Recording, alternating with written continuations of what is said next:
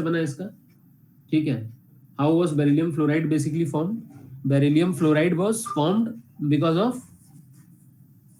Because of decomposition of ammonium beryllium fluoride, ठीक है। उसके बाद beryllium chloride was formed when beryllium oxide reacts with carbon and oxygen, carbon and chlorine at very very high temperature, ठीक है, at very very high temperature, ठीक है। ये बात क्लियर हो गई। अब इसके बाद आगे चलते हैं अपन, ये सब एकदम कंसेप्ट एकदम क्रिस्टल क्लियर हो गया। तो अब आगे चल सकते हैं reactivity towards dihydrogen. Now will proceed with reactivity towards dihydrogen. Hydrogen के साथ यार इसकी कैसी रिएक्टिविटी होती है? डाइहाइड्रोजन मतलब क्या होता है? डाइहाइड्रोजन मतलब H2 gas. Hydrogen natural state में थोड़ी ना पाया जाता है अपना, एक प्रोटॉन और एक इलेक्ट्रॉन, ऐसा थोड़ी ना पाया जाएगा। अनपेयर्ड इलेक्ट्रॉन, इसका ड्यूप्लेट कंप्लीट ही नहीं है। तो वो क्या करेगा, एक हाइड्रोजन दूसरे हाइड्रोजन को ढूंढेगा और बोले कि भाई तू और मैं एक बॉन्ड में फॉर्मेशन पार्टिसिपेट करते हैं, तू एक इलेक्ट्रॉन इधर कूदा दे बॉन्ड में, तू इधर कूदा दे। तो अब ये शेयर करने लग जाते हैं इलेक्ट्रॉन्स। क्या करते हैं ये दोनों? शेयर करने लग जाते हैं। तो अब इनके पास क्या हो गया, हाइड्रोजन का हाइड्रोजन बॉन्ड बन गया, ठीक है। इसके पास एक ही इलेक्ट्रॉन था जिसको इसने कूदा दिया, इसके पास एक ही इलेक्ट्रॉन था जिसको इसने कूदा दिया। अब इस हाइड्रोजन को कितने इलेक्ट्रॉन दिख रहे हैं? 2, तो इसका ड्यूप्लेट कंप्लीट। इस हाइड्रोजन को कितने इलेक्ट्रॉन दिख रहे हैं? 2, इसका ड्यूप्लेट कंप्लीट। तो ये हमेशा डाइहाइड्रोजन स्टेट में, मतलब कि H2 गैस फॉर्म में एग्जिस्ट करता है नेचुरल स्टेट में, ठीक है ना। तो डाइहाइड्रोजन मतलब H2 के साथ रिएक्ट करा रहे हैं आप इसको, है ना, ठीक है। अभी तक हमने क्या क्या देखा है? क्लोराइड्स के साथ रिएक्ट करवा, हमने क्लोराइड्स, फ्लोराइड्स, ब्रोमाइड्स, आयोडाइड्स के साथ रिएक्ट करा दिया, और एयर के साथ रिएक्ट करा दिया तो ऑक्साइड बना रहे हैं। वाटर के साथ रिएक्ट करा दिया, हाइड्रोक्साइड बना रहे हैं। हैलाइड्स के साथ रिएक्ट करा दिया तो हैलाइड्स बना रहे हैं, अगर हेलोजेंस के साथ रिएक्ट किया। अब हाइड्रोजन के साथ रिएक्ट किया तो हाइड्राइड्स बनाएगा वो। हाइड्रोजन के साथ रिएक्ट किया तो हाइड्राइड्स बनाएगा। अब देखो, पढ़ो तो sir. All the elements except beryllium combine with hydrogen upon heating to form their hydrides. है कि नहीं है कि नहीं? तो ये क्वेश्चन नंबर 5 हो गया, ठीक है। क्वेश्चन नंबर 5 क्या लिखोगे? क्वेश्चन नंबर 5 जो इस वाले पेज का, तुम्हारे उस पेज पे तुम लिख लो, कॉपी में ही, बुक में ही लिख लो, ठीक है। Is beryllium plus dihydrogen gas, ठीक है, is this gives BeH2, is this reaction possible? Is this reaction possible? आप लिखेंगे no, direct reaction is not possible. No, direct reaction is not possible,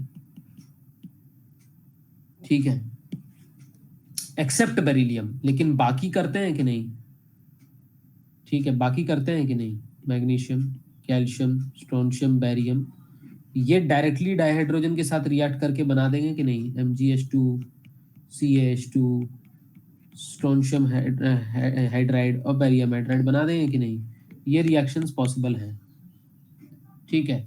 लेकिन ये क्या बोल रहा था यार, ये क्या बेसिकली बोल रहा था? ये बोल रहा था कि भाई इज, फिर दूसरा क्वेश्चन ये आ जाता है कि does beryllium hydride exist in, does beryllium hydride exist, या फिर is it's formation possible? Formation possible, इसका फॉर्मेशन पॉसिबल है क्या? तो आप ऊपर से देख करके बोलो नहीं सर ये तो डायरेक्ट रिएक्शन तो कर नहीं रहा, तो मैं कहूंगा हाँ, yes it is possible, yes possible. लेकिन कैसे? Direct reaction is not possible. Dihydrogen के साथ रिएक्ट करके BeH2 direct reaction is not possible. But दूसरा तरीका है इसका, इनडायरेक्ट वे में। इनडायरेक्ट वे में क्या है ये, ठीक है, ये क्या करता है, ये reaction of BeCl4 with LiAlH4 क्या कर रहा है? BeCl4 LiAlH4 के साथ BeH2 बैरियम हाइड्राइड LiCl और AlCl3 बना दिया कि नहीं? इस रिएक्शन को आप कॉपी कर लो सेपरेट कॉपी में, ठीक है, अपने कॉपी में इसको कॉपी कर लो, ठीक है, इसको कॉपी कर लो यार।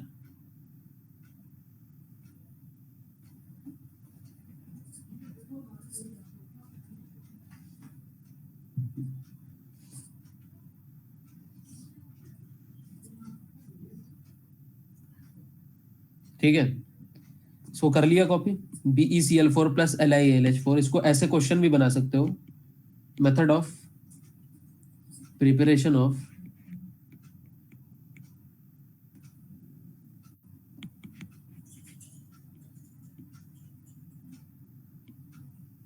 बेरिलियम हाइड्राइड, तो क्या किया था अपन ने, ठीक है, बीई क्या किया था, BeCl2 प्लस LiAlH4, इसको रिएक्ट किया तो क्या मिल गया, beryllium hydride plus LiCl2 plus LiCl मिला, लिथियम क्लोराइड प्लस AlCl3, ऐसे ही कुछ मिला था ना। ये है तरीका इसको, ठीक है। अब इसका कंडीशन क्या है, बस यही है कंडीशन है, और कुछ नहीं है, बाकी अब बैलेंस तो आप कर ही लोगे रिएक्शन को, ठीक है। ये तरीका है बेरिलियम क्लोराइड के प्रिपरेशन का, ठीक है। बेरिलियम हाइड्राइड के फॉर्मेशन का, बेरिलियम क्लोराइड और बेरिलियम फ्लोराइड का तो बना ही दिया था मैंने ऊपर में क्वेश्चन जो बनाया था। तो ये तुम्हारा बेरिलियम फ्लोराइड का प्रिपरेशन टेक्निक है, ये बेरिलियम क्लोराइड का प्रिपरेशन टेक्निक है, और ये तुम्हारा बेरिलियम हाइड्राइड का प्रिपरेशन टेक्निक है, ठीक है ना। इसको रिएक्शन को याद रखना है, अपने कॉपी में अलग से लिख लो इसको, जो जो रिएक्शन मैंने अलग से लिखा है उसको लिख लो, ठीक है। चलो अब उसके बाद आगे चलते हैं, डाइहाइड्रोजन के साथ हो गई रिएक्टिविटी, अब एसिड्स के साथ देखते हैं रिएक्टिविटी टुवर्ड्स एसिड्स। एसिड्स के साथ यार इसकी कैसी रिएक्टिविटी है, तो alkaline earth metals readily react, all the alkaline earth metals readily react with the acids liberating dihydrogen, ठीक है, ऑल, ठीक है, चाहे तुम्हारा बेरिलियम है, मैग्नीशियम है, ठीक है, विथ एसिड्स, ठीक है, चाहे तुम्हारा कुछ भी है, beryllium, magnesium, calcium, strontium, barium, ठीक है। ये तुम्हारा किसके साथ रिएक्ट करेगा, अलग अलग एसिड्स के साथ, HCl, H2CO3, H2SO3, H2SO4, ठीक है कि नहीं, H3PO3, और ले लो HNO3, ये सारे एसिड्स है ना, बहुत सारे ऐसे ऐसे एसिड्स हैं, HF, ठीक है कि नहीं। ये सारे एसिड्स रिएक्ट करके क्या बनाता है यार, वो क्या बनाता, क्या है वो एसिड्स के साथ जब ये रिएक्ट करता है तो क्या बनाता है, हाइड्राइड्स बनाता है, ये सॉरी ये सॉल्ट बनाता है, और हाइड्रोजन को रिएक्ट करवाता है, क्या बनाता है, ये सॉल्ट बनाता है, बेरिलियम, फिर ये इसका क्लोरीन है, जैसे कार्बोनेट है, ये सल्फाइड है, सल्फेट है, सल्फाइट है, फॉस्फेट है, नाइट्रेट है, फ्लोराइड है, ठीक है, तो उनके साथ रिएक्ट कर जाएगा, ठीक है। तो मैं ऐसा लिख सकता हूँ, जैसे इन सबको मैं लिख रहा हूँ M स्टैंड्स फॉर मेटल, ठीक है, इसको लिख रहा हूँ H और X लिख रहा हूँ मैं, X मतलब द हेलोजन ग्रुप और वॉट एवर एसिड ग्रुप जो भी लगा हुआ है इसमें, ठीक है, जो भी एसिड ग्रुप बना हुआ है, ठीक है, जो भी नॉन मेटालिक ग्रुप है, ये नॉन मेटल्स है ना, नॉन मेटालिक ग्रुप्स है जिनके साथ हाइड्रोजन बनाते हैं तो एसिड्स बन जाते हैं ये, तो HX इनको X मान लो, तो क्या बनाता है ये MX2, example BeCl2, BeCO3, MgSO3, मतलब अलग अलग टाइप से, SrNO3 होल ट्वाइस, BaF2, अलग अलग टाइप से बना जाएगा वो, ठीक है। प्लस ये क्या रिएक्ट करेगा, डाइहाइड्रोजन को रिलीज कर देगा, ठीक है, इस टाइप से, ठीक है। ये तुम्हारा ओवरऑल रिएक्शन को ये एक्सप्लेन कर रहा है। ऑल रिएक्ट, बेरिलियम भी रिएक्ट करता है, क्यों रिएक्ट करता है, क्योंकि यार वो बेस है ना, ये तो बेस है बेसिकली, ये सारे क्या हैं, these are metals, these all are metals, this is also a metal, these all are metals, these are alkali metals, they react strongly with the acid to form metals and release dihydrogen, and these are also metals, these are alkaline earth metals, so these strongly react with the acids to release dihydrogen and form the salt, ये सारे के सारे salt बनाएंगे यार। अच्छा, ये अगर ये जो है ये पानी के साथ रिएक्ट करके क्या करते हैं, बेस बनाते हैं, ये पानी के साथ रिएक्ट करके बेस बनाते हैं, इनको क्या बोलते हैं, एल्कालीज, ये अल्कलाइन अर्थ वाले बेसिस हैं, these are strong bases and these are very strong bases soluble in water known as alkalis, ठीक है। तो ये सब क्या करते हैं, ये बेसिस अगर एसिड्स के साथ रिएक्ट कर देंगे तो सॉल्ट प्लस वाटर बना देंगे, अगर ये मेटल डायरेक्टली रिएक्ट करा देंगे तो एसिड्स के साथ तो सॉल्ट प्लस हाइड्रोजन, ठीक है। प्रोसेस तो पता ही है, बचपन से पढ़ते आ रहे हो, ठीक है। क्या करते हैं, मेटल जब तुम्हारा एसिड के साथ रिएक्ट करता है तो क्या बनाता है, सॉल्ट प्लस हाइड्रोजन को लिबरेट कर देता है, और अगर मेटल तुम्हारा अगर मेटल जो है यही बाबू तुम्हारा पानी के साथ रिएक्ट कर जाए तो ये बेस बना देगा, बेस बनाएगा पहले, और यही बेस या एल्कली अगर तुम्हारा एसिड के साथ रिएक्ट करेगा तो क्या बनता है, सॉल्ट प्लस वाटर, और acid plus base give salt plus water को क्या बोलते हैं अपन? Neutralisation reaction. पढ़े थे बचपन में, ठीक है। यही सब चीज थी, ये सब तो चीजें बचपन में ही पढ़ी थी हमने, 7th क्लास से ही पढ़ते आ रहे हैं, ठीक है। तो ये तो बहुत इजी है। अब इसके बाद आगे देखते हैं, ठीक है, इसके बाद आगे देखते हैं। तो ये तो रिएक्शन तुम्हारा हमेशा ही होगा। अब रेड्यूसिंग नेचर, जरा रेड्यूसिंग नेचर पर आते हैं, रेड्यूसिंग नेचर पर आते हैं।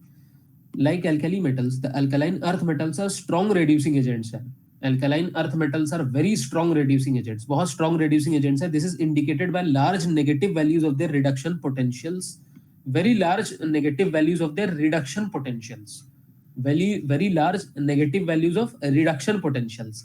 ठीक है, कितना है इलेक्ट्रोड नेगेटिव पोटेंशियल, कितना है इनका जरा देख लो। तो देखो electrode potential -1.97, -2.36, -2.84 volt, -2.89 volt, -2.92 volt, इतना इलेक्ट्रोड पोटेंशियल इतना ज्यादा है, तो बहुत स्ट्रॉन्ग भी है, ठीक है। However their reducing power is less than those of corresponding alkali metals. Compare करना चाहते हो तो कंपेयर कर लो। देखो इसका मैक्सिमम कितना है? -2.92 है। ऊपर में एल्काली मेटल्स का मैक्सिमम कितना? -3 पॉइंट समथिंग था कि नहीं? ऊपर में देखो -3.04 था, ठीक है, देख रहे हो। तो ज्यादा नेगेटिव किसका हुआ? नेचुरली एल्कालीज का हुआ। तो ज्यादा अच्छे रेड्यूसिंग कैरेक्टरिस्टिक्स किसका है? एल्कालीज का है। उसके बाद एल्काली मेटल्स का है। तो अपन एक जनरल लिख सकते हैं एक स्टेटमेंट कि reducing nature of alkali metal is greater than alkaline earth metal. Alkaline earth metal, और ये ग्रुप 2 का होता है और ये ग्रुप 1 का होता है। Since electrode potential of group 1 is more negative with respect to group 2, बता दिया ये सब। तो जो ज्यादा नेगेटिव इलेक्ट्रोड पोटेंशियल होगा उसी का रेड्यूसिंग कैरेक्टरिस्टिक उतना ही ज्यादा अच्छा होगा। तो ज्यादा नेगेटिव, अगेन ग्रुप 1 वाले ज्यादा नेगेटिव होते हैं compare to their group 2 counterparts, ठीक है।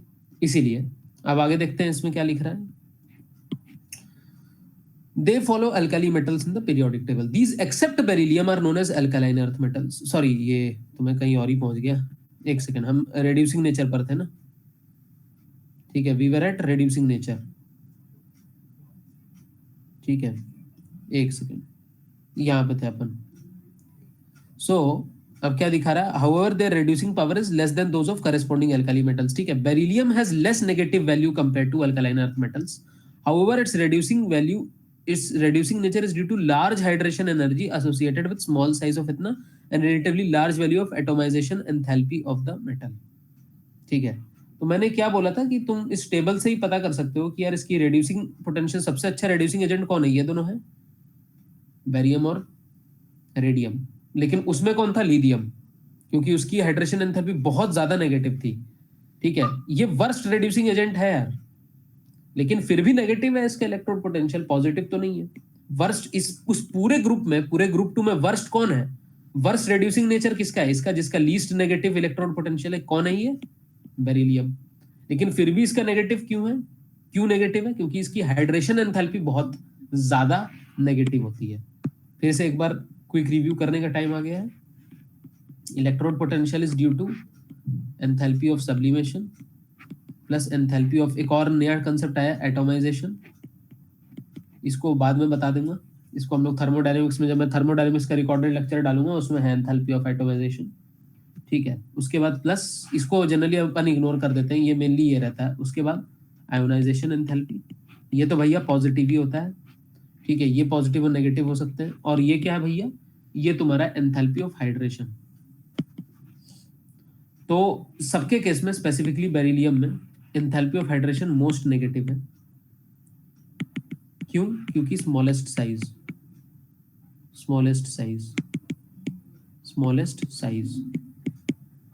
मोस्ट नेगेटिव क्या है? Enthalpy of hydration due to smallest size, ठीक है कि नहीं। और किसका, मैं किसकी बात कर रहा हूँ? बेरिलियम की बात कर रहा हूँ। लेकिन इन तीनों के सम होने के बाद भी बेरिलियम का मोस्ट नेगेटिव नहीं है, मोस्ट नेगेटिव किसका आ रहा है? बेरियम का आ रहा है इस केस में। और रेडियम का आ रहा है मोस्ट नेगेटिव। तो ये सबसे स्ट्रॉन्गेस्ट रिड्यूसिंग एजेंट्स है, ये वीकेस्ट रिड्यूसिंग एजेंट है ग्रुप 2 में। ठीक है, एक अलग से एक एक्सेप्शन हमको देखने को मिल रहा है। ठीक है, राइट, ये देखने को मिल गया अपने को। अब देखते हैं सॉल्यूशंस इन लिक्विड अमोनिया। बता रहे थे सॉल्यूशंस इन लिक्विड अमोनिया। अब लिक्विड अमोनिया में इनके कैसे सॉल्यूशंस होते हैं, राइट। ठीक है, ठीक है, लिक्विड अमोनिया में कैसे सॉल्यूशंस है देखो। अभी बताया था मैंने, जब ग्रुप 1 वालों को जब मैं डिस्कस कर रहा था, तो हम लोगों ने बताया था ना कि X+Y अमोनिया को अपन लेते थे, NH3 को लेते थे।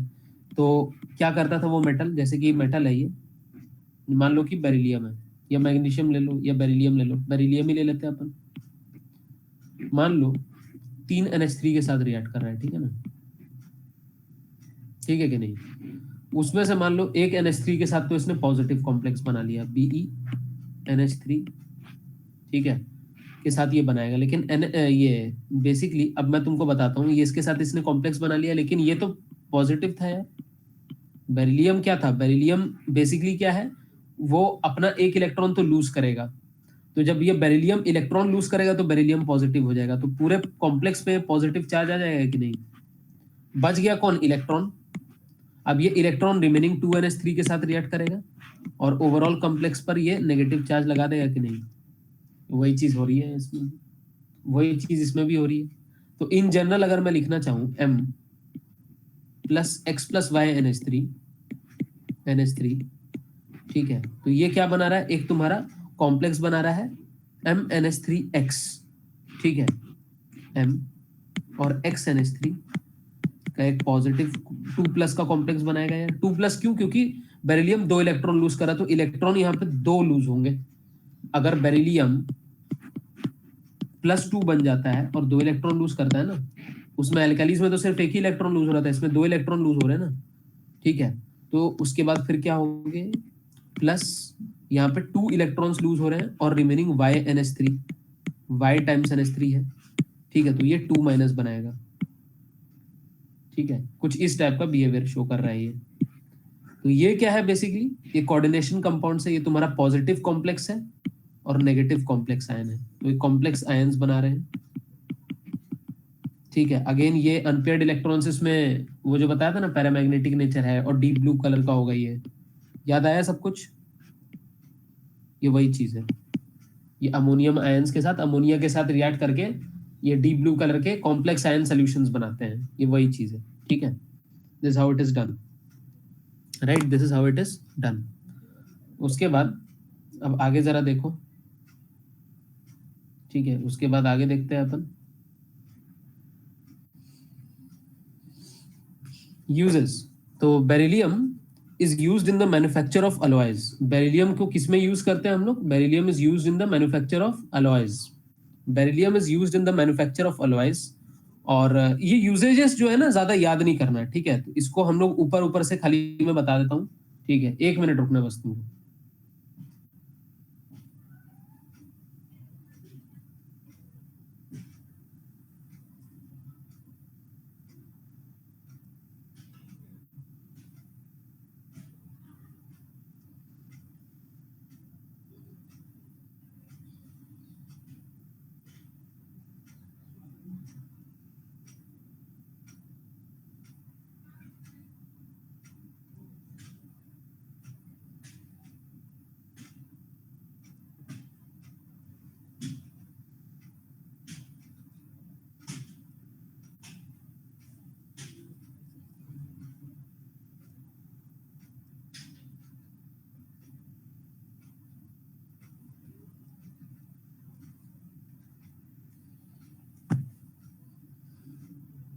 ठीक है, हाँ, तो यूजेज को जल्दी जल्दी ऊपर ऊपर से देख लेते हैं अपन। बेरिलियम को हम लोग अलॉयज के साथ यूज करते हैं, तो कॉपर बेरिलियम अलॉय क्या बनाता है, हाई टेंशन स्प्रिंग बनाता है। फिर बेरिलियम, मेटालिक बेरिलियम क्या होता है, एक्सरे ट्यूब बनाने के काम में आता है। फिर मैग्नीशियम क्या है, किस किस के साथ अलॉयज बनाता है, देखो मैग्नीशियम की लिस्ट बहुत लंबी है यार। मैग्नीशियम तुम्हारा अलॉय बनाता है एल्यूमिनियम के साथ, मैग्नीशियम तुम्हारा अलॉय बनाता है जिंक के साथ, मैग्नीशियम तुम्हारा अलॉय बनाता है मैग्नीज के साथ, मैग्नीशियम तुम्हारा अलॉय बनाता है टिन के साथ। ठीक है, ठीक है, इन सब के साथ। और मैग्नीशियम, जैसे मैग्नीशियम जिंक का जो अलॉय होता है वो क्या होता है, लाइट वेट और बहुत स्ट्रांग होता है, तो एयरक्राफ्ट की चीजों में सामान बनाने में काम आता है। मैग्नीशियम पाउडर जो है तुम्हारा फ्लैश पाउडर्स और बॉम्ब्स वगैरह कुछ छोटे छोटे उनको बनाने में काम आते हैं। एक इंपॉर्टेंट है जिसको आप क्वेश्चन मार्क कर सकते हो यहाँ, जो मैं हाईलाइट कर रहा हूँ, अ suspension of magnesium hydroxide in water known as milk of magnesia used N antacid in the medicine. ये इंपॉर्टेंट है, इसको आप क्वेश्चन मार्क कर सकते हो। ठीक है, मिल्क ऑफ मैग्नीशिया क्या है, magnesium hydroxide plus water in water, ये सस्पेंशन फॉर्म में एग्जिस्ट करता है। सस्पेंशन है ना, ये सोल्यूशन नहीं है, सस्पेंशन। ठीक है, ये एंटासिड की तरह यूज होता है। जब तुम्हारे पेट में एसिडिटी बढ़ जाती है बॉडी में, तब एंटासिड यूज करते हैं हम लोग। ठीक है, जो बेसिक नेचर का होता है, तो मिल्क ऑफ मैग्नीशिया यूज करते हैं अपन। ठीक है, ये इंपॉर्टेंट था थोड़ा सा। ठीक है, फिर मैग्नीशियम कार्बोनेट तुम्हारा टूथपेस्ट बनाने का काम आता है। कैल्शियम तुम्हारा बेसिकली, कैल्शियम क्या करता है, बहुत स्ट्रांग होता है। तो कैल्शियम क्या होता है ना, जब ये ऑक्साइड्स जो होते हैं, ठीक है, वो it is use to extract the metals from their oxides. Metal को एक्सट्रैक्ट करने में मदद करता है, क्योंकि कैल्शियम जल्दी ऑक्सीजन के साथ रिएक्ट कर लेता है।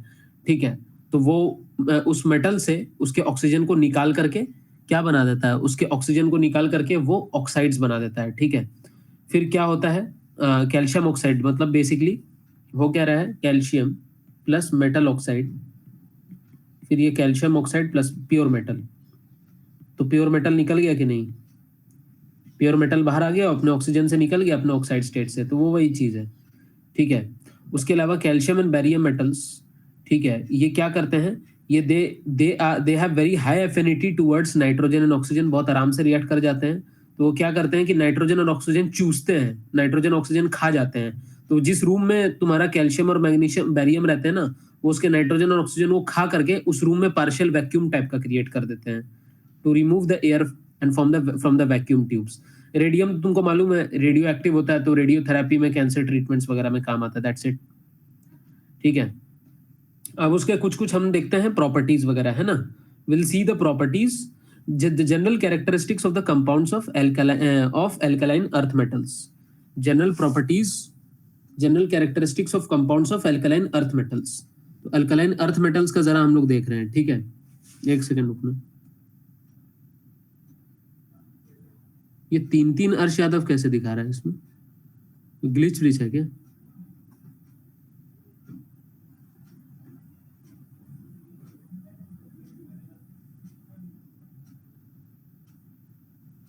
सर वो मैं आईडी टेस्ट कर रहा था सर, उसमें से दूसरे में से आवाज नहीं आ रही थी। अच्छा ठीक है, ठीक है, ठीक, कोई बात नहीं। General characteristics of compounds of alkaline earth metals.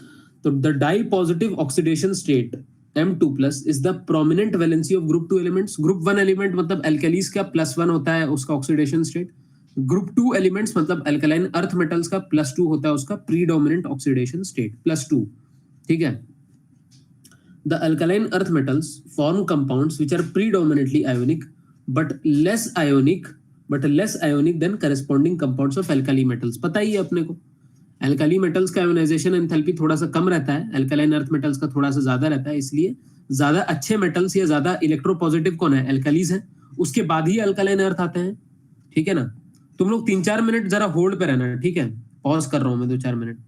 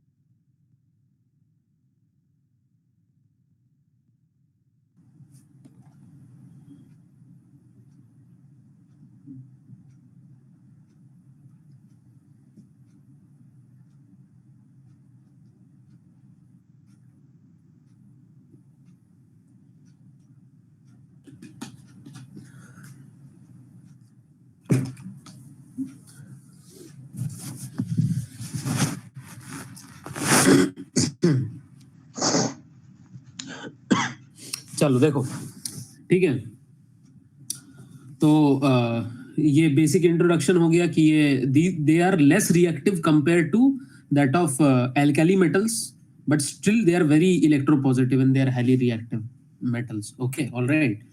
Okay, this is because of why this is because of increased nuclear charge and smaller size. ठीक है, ये जो है इनकी जो साइज होती है कंपेयर टू एल्कली मेटल्स, ठीक है, as we go from left to right along a period size decreases. Why? Because shells तो बढ़ नहीं रहे अलोंग अ पीरियड, शेल्स तो सेम है, नंबर ऑफ शेल्स सेम है. इससे देखो पीरियोडिक टेबल से, पीरियोडिक टेबल से you will be able to understand better. ठीक है, just look at the periodic table. ठीक है, लेफ्ट से राइट अपन जाएंगे तो शेल्स तो सेम है, इसमें 2 शेल है पूरे के पूरे इसमें, लेकिन जैसे जैसे तुम्हारा नंबर ऑफ प्रोटॉन्स बढ़ रहा है, न्यूक्लियर चार्ज बढ़ रहा है, तो effect of nucleus on outer most electron बढ़ रहा है, तो उसकी वजह से साइज सिकुड़ रहा है. ठीक है ना, तो इसकी इसके कंपेयर सबसे ज्यादा साइज इसकी है, मतलब अपने रिस्पेक्टिव पीरियड में सबसे ज्यादा साइज किसकी होती है? एल्कली मेटल्स की होती है. उसके बाद उनसे छोटी होती है अल्कलाइन अर्थ मेटल्स की, है ना, ये बात तो पता ही है अपने को. ठीक है ना, यही बात है. उसके बाद the oxides and other compounds of beryllium and magnesium, the oxides and other compounds of beryllium and magnesium are more covalent than those formed by the heavier and large size members. यार, they are most covalent compared to those of large sized members. ठीक है, इसका मतलब क्या है? ठीक है, वो कोवेलेंट क्यों है? पहली बात, बेरिलियम और मैग्नीशियम कोवेलेंट क्यों है? तो इसका आंसर मैं दे चुका हूं, फिर से बता दे रहा हूं. कोई भी कंपाउंड लोगे ना, कोई भी चीज लोगे, तो बेरिलियम के केस में स्पेसिफिकली, ठीक है, बेरिलियम क्या है? बहुत स्मॉल साइज है, बहुत ही स्मॉल साइज है. ये इसका प्रोटॉन रहा, और ये 2 आउटर मोस्ट इलेक्ट्रॉन है और 2 इनर मोस्ट इलेक्ट्रॉन है. ठीक है, अब क्या करेगा ये? बेसिकली कोई भी इसका दूसरा एनायन है, ठीक है, इलेक्ट्रॉन एक्सेप्टिंग वाला कोई भी एनायन कंपाउंड है, ठीक है, तो इसका इफेक्ट, इसके प्रोटॉन का इफेक्ट इतना ज्यादा है इसके आउटर मोस्ट इलेक्ट्रॉन पे कि ये कंप्लीट ट्रांसफर ऑफ इलेक्ट्रॉन होने नहीं देगा. ये बोले कि तुम बॉन्ड फॉर्मेशन करो, बोले तुम बॉन्ड फॉर्मेशन करो, तुम अपना इलेक्ट्रॉन इधर कूदा दो, मैं अपना इलेक्ट्रॉन इधर कूदाने के लिए तैयार हूं. फिर इसकी साइज इतनी छोटी होती है कि it attracts the shared pair of electron towards itself. Electron cloud को अपनी तरफ खींचेगा. ये जो shared pair of electron cloud है, ये अपनी तरफ खींचेगा. तो क्या बना देगा? ये कोवेलेंट बिहेवियर शो करेगा. ठीक है, फिर मैग्नीशियम भी स्लाइटली कोवेलेंट शो करता है. मैग्नीशियम की साइज भी बहुत ज्यादा बड़ी नहीं है, बेरिलियम से थोड़ी सी ज्यादा बड़ी है, मैग्नीशियम की बहुत ज्यादा बड़ी नहीं है.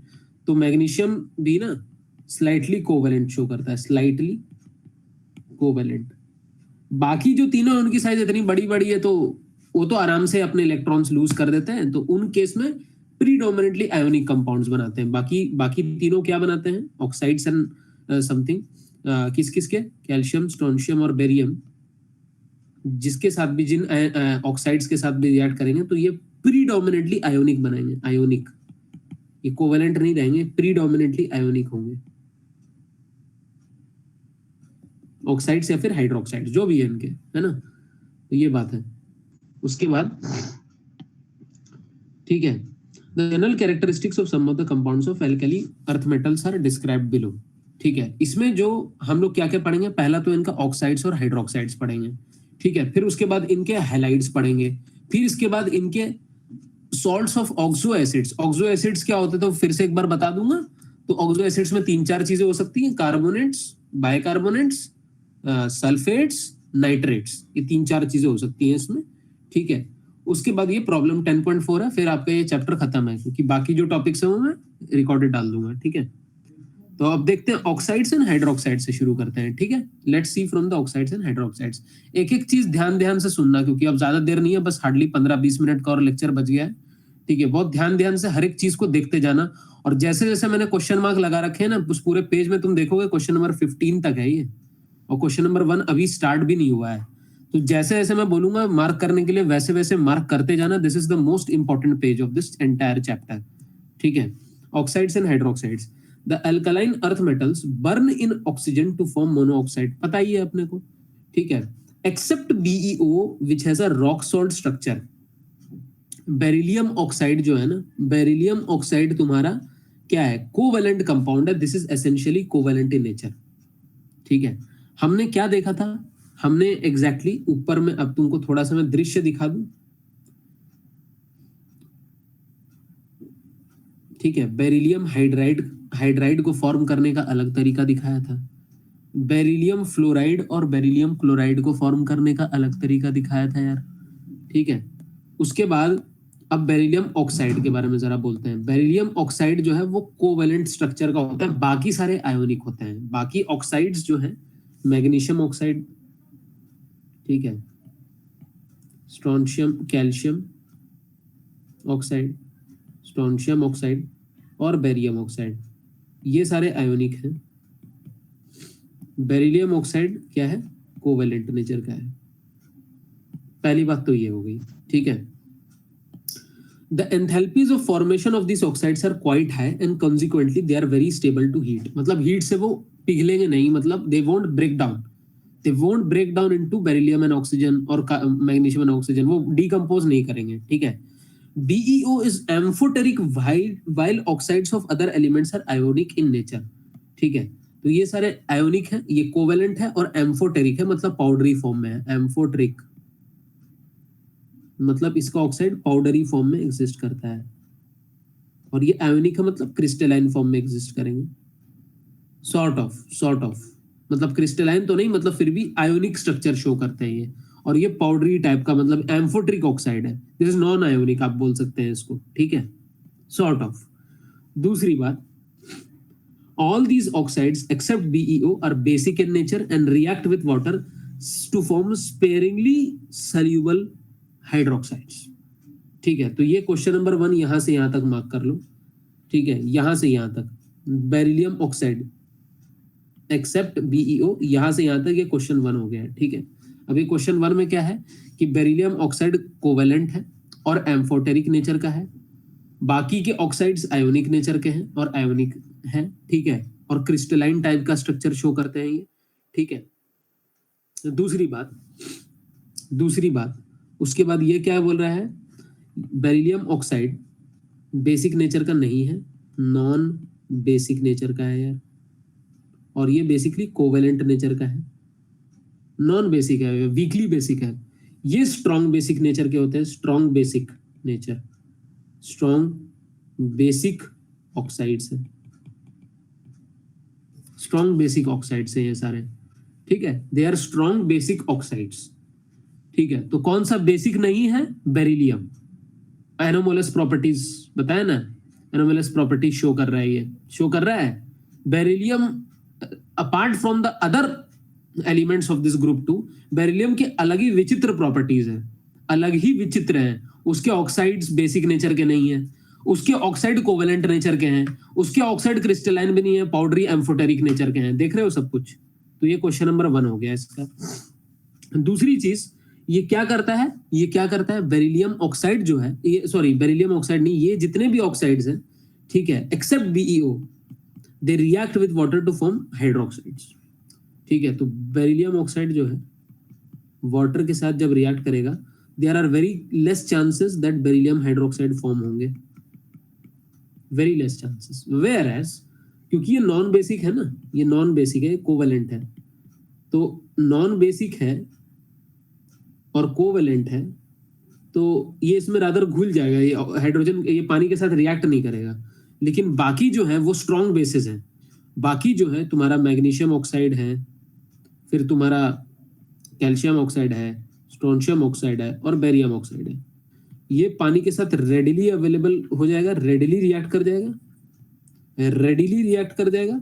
और क्या बनाएगा ये? क्योंकि ये सारे चारों जो है ना, ये बेसिक नेचर के, ये चारों बेसिक ऑक्साइड्स, तो तुरंत बेस बना देंगे कि नहीं? मैग्नीशियम हाइड्रोक्साइड एक बेस है, कैल्शियम हाइड्रोक्साइड एक बेस है, स्ट्रोंशियम हाइड्रोक्साइड एक बेस है, बेरियम हाइड्रोक्साइड एक बेस है, तुरंत खटाक सारा बेस बना दिया, स्ट्रॉन्ग बेस है, स्ट्रॉन्ग बेस है, और हाइड्रोजन को लिबरेट कर देंगे, बन गए ये सारे बेस। तो कौन बेस नहीं बना पाए? ये बेरिलियम। कौन बेस नहीं बना पाया? बेरिलियम। ठीक है, अब आगे चलो। ठीक है, द सल्यूबिलिटी, अब ये बहुत इंपॉर्टेंट है। सल्यूबिलिटी मैंने बोला भी था तुमको लेक्चर के स्टार्टिंग में कि सल्यूबिलिटी बहुत ज्यादा इंपॉर्टेंट है, बहुत। ठीक है, solubility, thermal stability and basic character of these hydroxides increase with increasing atomic number from MgOH whole twice to BaOH whole twice। तो जरा अपन देखते हैं, ठीक है ना। देखो, बेरिलियम हाइड्रोक्साइड तो बनना बड़ा मुश्किल है, तो बेरिलियम हाइड्रोक्साइड को तो तुम हटा ही दो। तुम मैग्नीशियम से तुम बेरियम तक चलो, मैग्नीशियम से बेरियम तक चलो। ठीक है, मैग्नीशियम हाइड्रोक्साइड,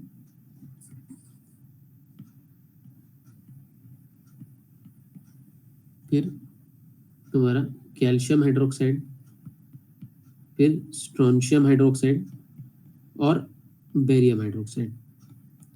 सबसे अच्छा बेस कौन है? सबसे अच्छा बेस कौन है? Best base. क्यों? क्योंकि barium is most metallic, most electropositive.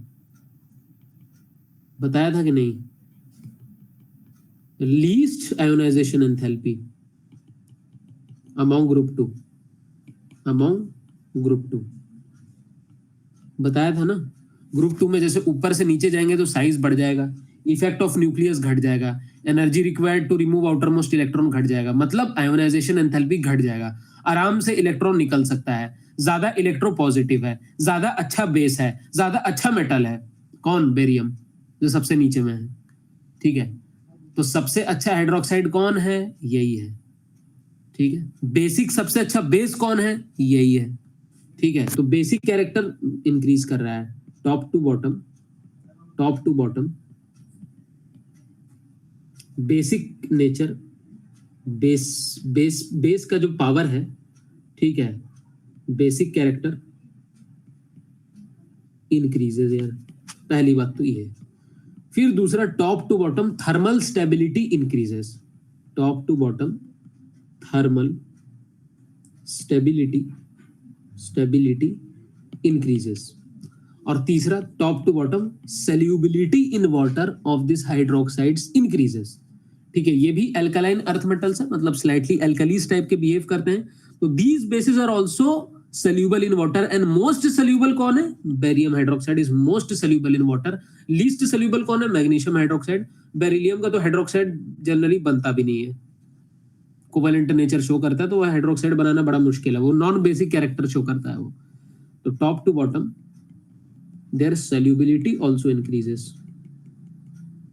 also increases। ये रहा तुम्हारा क्वेश्चन नंबर 2, ये तुम्हारा क्वेश्चन नंबर 2 है, तुम लिख लो इसको पूरा। solubility, थर्मल स्टेबिलिटी और बेसिक कैरेक्टर इंक्रीज होता है magnesium top to bottom, magnesium hydroxide से barium hydroxide. So barium hydroxide is the strongest base in group 2, among group 2। Beryllium hydroxide is most thermally stable, beryllium hydroxide is most soluble in water in the best alkaline earth metal among the group 2 elements, group 2 hydroxides. And worst कौन है? Non base तो beryllium है, वो तो base ही नहीं है, beryllium hydroxide तो generally form ही नहीं करता है। तो वर्स्ट कौन सा है? Magnesium hydroxide. बेस्ट बेस कौन है? Barium hydroxide. बेरिलियम हाइड्रोक्साइड क्यों वर्स्ट नहीं है? क्योंकि वो तो बेसिक ही नेचर शो नहीं करता, उसका ऑक्साइड ही बेसिक नहीं है, उसका ऑक्साइड बेसिक है ही नहीं, वो हाइड्रोक्साइड भी फॉर्म जनरली नहीं करता है ना। ये बात है, समझ में आ गई बात?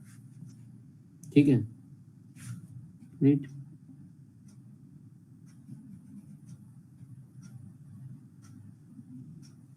एक सेकंड रुकना, ठीक है, 2 मिनट बस वेट करना तुम लोग।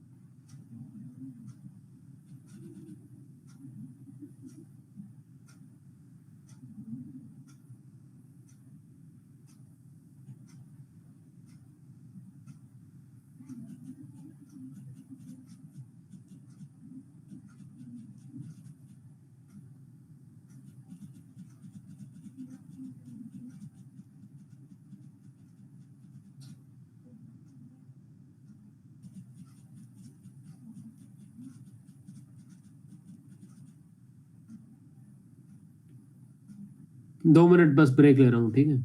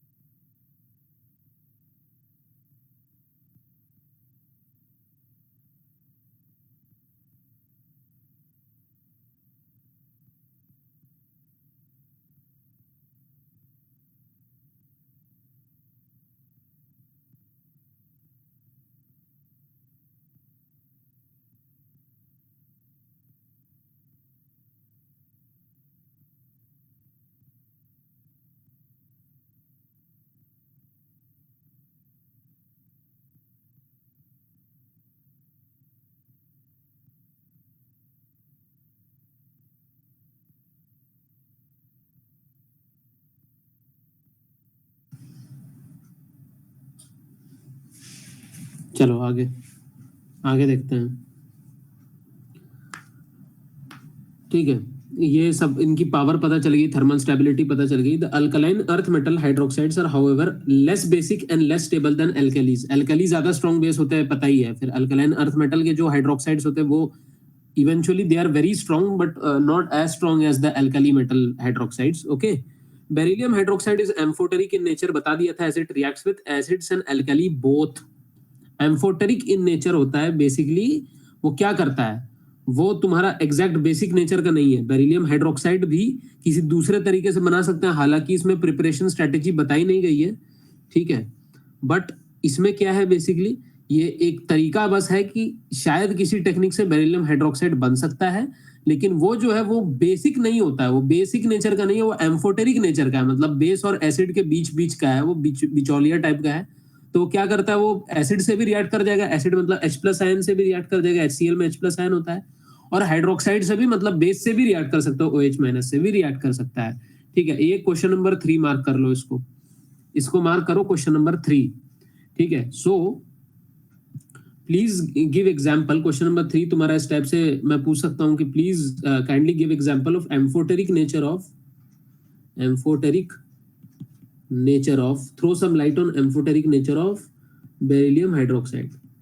ठीक है, तो तुम बता दो, since it is amphoteric in nature, why? Because it can react with an acid as well as a base. So when beryllium hydroxide can react with an acid and beryllium hydroxide can react with a base मतलब OH minus ion, acid मतलब H plus ion, इसकी जगह H plus भी तुम लिख सकते थे। ठीक है ना, तो देखो अब इसने क्या किया, HCl के साथ रिएक्ट करके पानी के साथ भी रिएक्ट किया है, ठीक है, और BeOH होल 4 Cl2 बना लिया। ठीक है, तो HCl के साथ पानी के साथ भी थोड़ा सा पानी भी चाहिए था इसको, तो BeOH होल 4 और ये Cl2 बना लिया। ठीक है, ये कंपाउंड तुम याद कर लो, इस वाले कंपाउंड को एक बार लिख लो, BeOH होल 4 Cl2। ठीक है,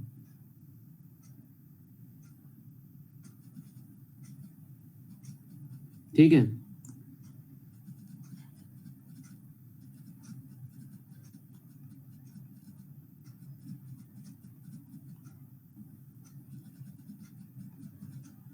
राइट। और दूसरा क्या है, BeOH whole 4 BeOH whole twice अगर बेस के साथ रिएक्ट करे तो BeOH होल 4 2 माइनस आयन बना रहा है ये।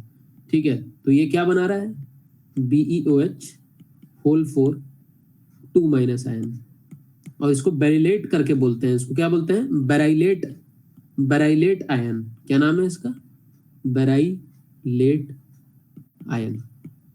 ठीक है, बेराइलेट आयन है। ठीक है, इसकी जगह Cl4 भी तुम हटाई दो, इसको Cl2 क्यों ही लिख रहे हो, इसको खाली H प्लस लिख लो। H प्लस मतलब ये एसिड है, OH माइनस आयन मतलब ये बेस है, तो एसिड और बेस दोनों के साथ रिएक्ट कर रहा है। ठीक है, बना लिया इसने, ये है इसका रिएक्शन, एम्फोटेरिक नेचर है इसका। अच्छा, BeOH होल 4 के ऊपर ट्वाइस क्यों लगा, देख लो अपने से। Be क्या है, Be क्या है, ठीक है, और OH क्या है, BeOH होल 4 जरा देखो, Be +2 है, OH तो -1 है, तो +4 कितना हो जाएगा, माइनस, टोटल ये हो जाएगा 4 टाइम्स OH है तो इसका -4 हो जाएगा, ये +2 है तो +2 -4 दोनों को ऐड करोगे तो -2 होगा ना, इसीलिए ऊपर में 2 माइनस लगा दिया मैंने, ठीक है। +2 -4 क्या हो जाएगा, -2 हो जाएगा, इसीलिए। नेक्स्ट अब देखते हैं इसके हैलाइड्स पर। Except for beryllium halides all other halides of alkaline earth metals are ionic in nature, except for beryllium halides. अब बेरिलियम हैलाइड भी आयोनिक नहीं है बेरिलियम का हैलाइड भी आयोनिक नहीं है, वो भी कोवेलेंट कैरेक्टर शो करता है। बेरिलियम ऑक्साइड कोवेलेंट है, बेरिलियम हाइड्रोक्साइड एम्फोटेरिक है, वो बेस और एसिड दोनों के साथ ही रिएक्ट करता है, ठीक है। आपके साथ लाइव एग्जांपल है क्वेश्चन नंबर 3 जो मैंने लिखाया है, ठीक है। अब बेरिलियम हैलाइड भी साला वो भी आयोनिक नहीं है, वो भी कोवेलेंट ही है, ठीक है। Beryllium halides are essentially covalent and soluble in organic solvents. अब तो दो चीज, एक तो यार सोल्यूबिलिटी और कोवेलेंट और आयोनिक जरा मतलब कि तुम समझ लो, ठीक है। उसके बारे में थोड़ा सा मैं एक चीज लिखा देते हैं, ठीक है। एक चीज जरा डिस्कस कर लेते हैं। आयोनिक कंपाउंड्स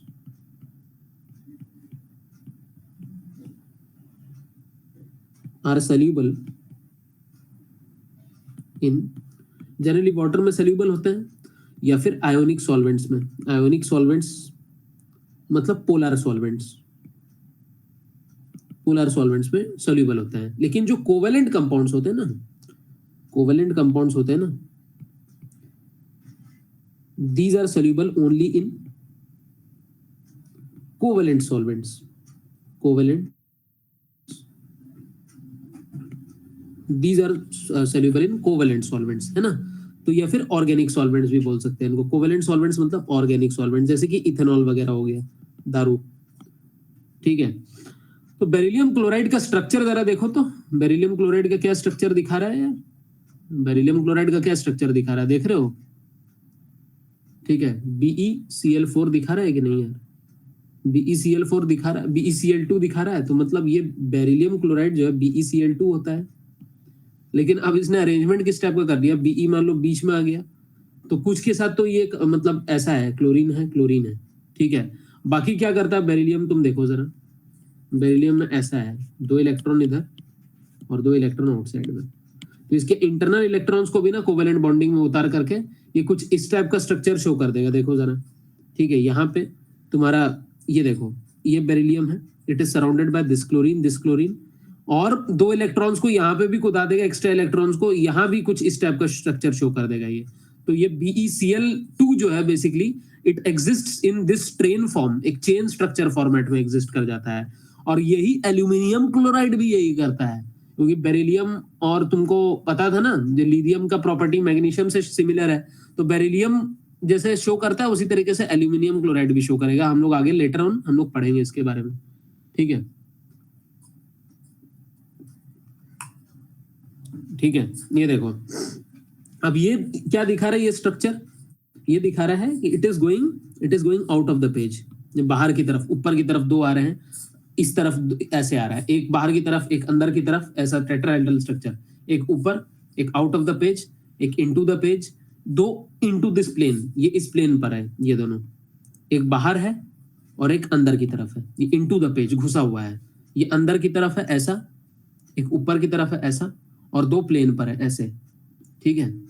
तो ये स्ट्रक्चर है BeCl2 बहुत सारे मिलकर के ना अपना इस टाइप का कुछ स्ट्रक्चर बना देते हैं। अब तुम खुद ही सोचो ना, BeCl2 है, फिर इधर BeCl2 है, Cl ये क्या करेगा, सुनो देखो, BeCl क्या करेगा, ये इसके साथ एक कुछ बॉन्ड तो करेगा नहीं करेगा, मतलब temporary bond formation out of the page. अब ये हो गया एक इनटू द पेज, एक ऐसा हो गया,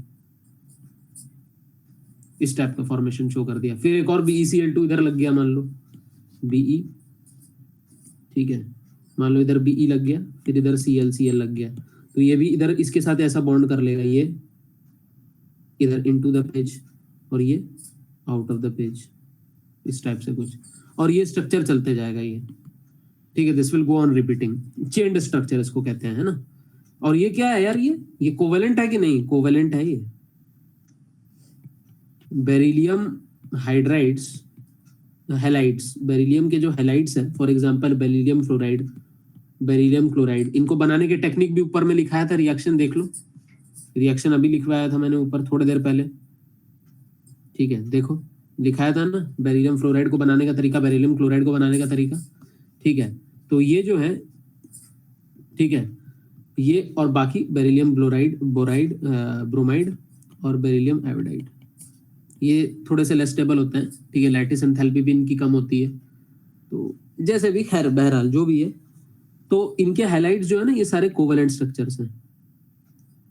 और ये इस टाइप का बॉन्ड क्यों फॉर्म कर रहा है? क्योंकि क्लोरीन की भी बहुत स्मॉल साइज होती है, तो फॉर्म कर पा रहा है आराम से, कोई ज्यादा दिक्कत नहीं हो रही, ठीक है। तो अब तुमको समझ में आ गया, ठीक है, कि हो क्या रहा है एक्चुअली में, राइट। अब आगे चलते हैं अपन, अब थोड़ा सा और आगे बढ़ते हैं। Beryllium halides are essentially covalent and soluble in organic solvents and they have a chain structure. Chain structure बन गया इसका। अब आगे चलते हैं। In the vapour phase BeCl2 tends to form a chlorobridged dimer. ये डाइमर बना रहा है, ये क्वेश्चन नंबर 4 है। क्लोरोब्लिस्ड डाइमर बना रहा है, ठीक है, इसका नाम है क्लोरोब्लिस्ड dimer, which dissociates into the linear monomer, at higher temperatures of 1200 Kelvin. The tendency to form halide hydrates gradually decreases. Hydration enthalpy decrease होती है। अब यहीं पे अपन दिखते हैं फिर कंटिन्यूएशन में, बेरिलियम, ठीक है, फिर बेरिलियम क्लोराइड आपका, उसके बाद फिर magnesium chloride, calcium chloride, strontium chloride और बेरियम क्लोराइड। अभी सिर्फ क्लोराइड्स के फॉर्म में देख लेते हैं, बाकी तो फ्लोराइड और ब्रोमाइड आयोडाइड्स भी हो सकते हैं, ठीक है, ठीक है। इट इज मोस्ट सोल्यूबल या least soluble, will discuss about it, will discuss. Hydroxides क्या थे? हाइड्रोक्साइड्स कौन सा सबसे ज्यादा सोल्यूबल था? बेरियम। उसका रीजन अभी नहीं बताया, रीजन बाद में बताऊंगा, अभी पता चल जाएगा, ठीक है। इसकी सोल्यूबिलिटी के बारे में भी आएंगे, विल कम टू इट, इसकी सोल्यूबिलिटी किसकी ज्यादा है, ठीक है, विल कम टू इट। अब क्लोराइड्स की सोल्यूबिलिटी की बात कर रहे हैं हम लोग, ठीक है। First we are talking about the solubility and we are talking about another aspect, ठीक है, हाइड्रेशन एंथैल्पी, ठीक है। Hydration enthalpy, the ability to get hydrated, the ability to stay hydrated, मतलब पानी को एब्जॉर्ब करते एक क्रिस्टल बना ले जिसमें कि वाटर ऑफ क्रिस्टलाइजेशन एग्जिस्ट करता है। पानी के साथ रिएक्ट नहीं किया उसने, उसने क्या किया, बेरिलियम क्लोराइड पानी के साथ मिक्स करके वो क्या बना दिया, हाइड्रेटेड फॉर्म ऑफ क्रिस्टल बना दिया, एक ऐसा क्रिस्टल जिसमें पानी है, ठीक है, उसमें वाटर ऑफ क्रिस्टलाइजेशन है, तो उसको बोलते हैं हाइड्रेशन। तो उस फॉर्मेशन के बाद जो एनर्जी रिलीज होती है उसको बोलते हैं एंथैल्पी ऑफ हाइड्रेशन। तो साइज सबसे ज्यादा किसका है? Size of beryllium is less then magnesium, this is less than calcium, this is less than strontium, this is less than barium। जिसकी साइज कम है उसी की हाइड्रेशन एंथैल्पी ज्यादा है, ये बताया था मैंने। therefore hydration enthalpy of beryllium chloride is greater than magnesium chloride, is greater than calcium chloride, is greater than strontium chloride, is greater than barium chloride। सबसे बेकार हाइड्रेशन एंथैल्पी किसकी है? ये सबसे बेकार टेंडेंसी टू गेट हाइड्रेटेड कौन है? Barium. सबसे अच्छा हाइड्रेटेड कौन हो सकता है? बेरिलियम। तो यही लिखा है उसमें, ठीक है ना। क्वेश्चन नंबर 5 लिख लो इसको, ये क्वेश्चन नंबर 5 है तुम्हारा। The tendency to form halide gradually decreases as we go down the group. Why? Because size increases. तो MgCl2 क्या है? 8H2O के साथ बना सकता था। Calcium chloride 6H2O, strontium chloride 6H2O, लेकिन बेरियम क्लोराइड खाली 2H2O, ठीक है कि नहीं?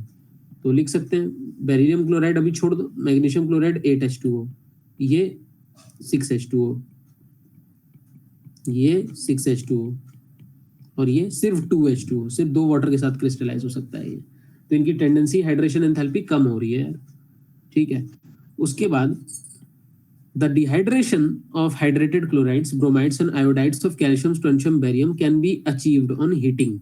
However, the corresponding hydrated halides of beryllium and magnesium on heating suffer hydrolysis, ठीक है। अब हाइड्रोलिसिस का मतलब होता क्या है, ठीक है, देख लो।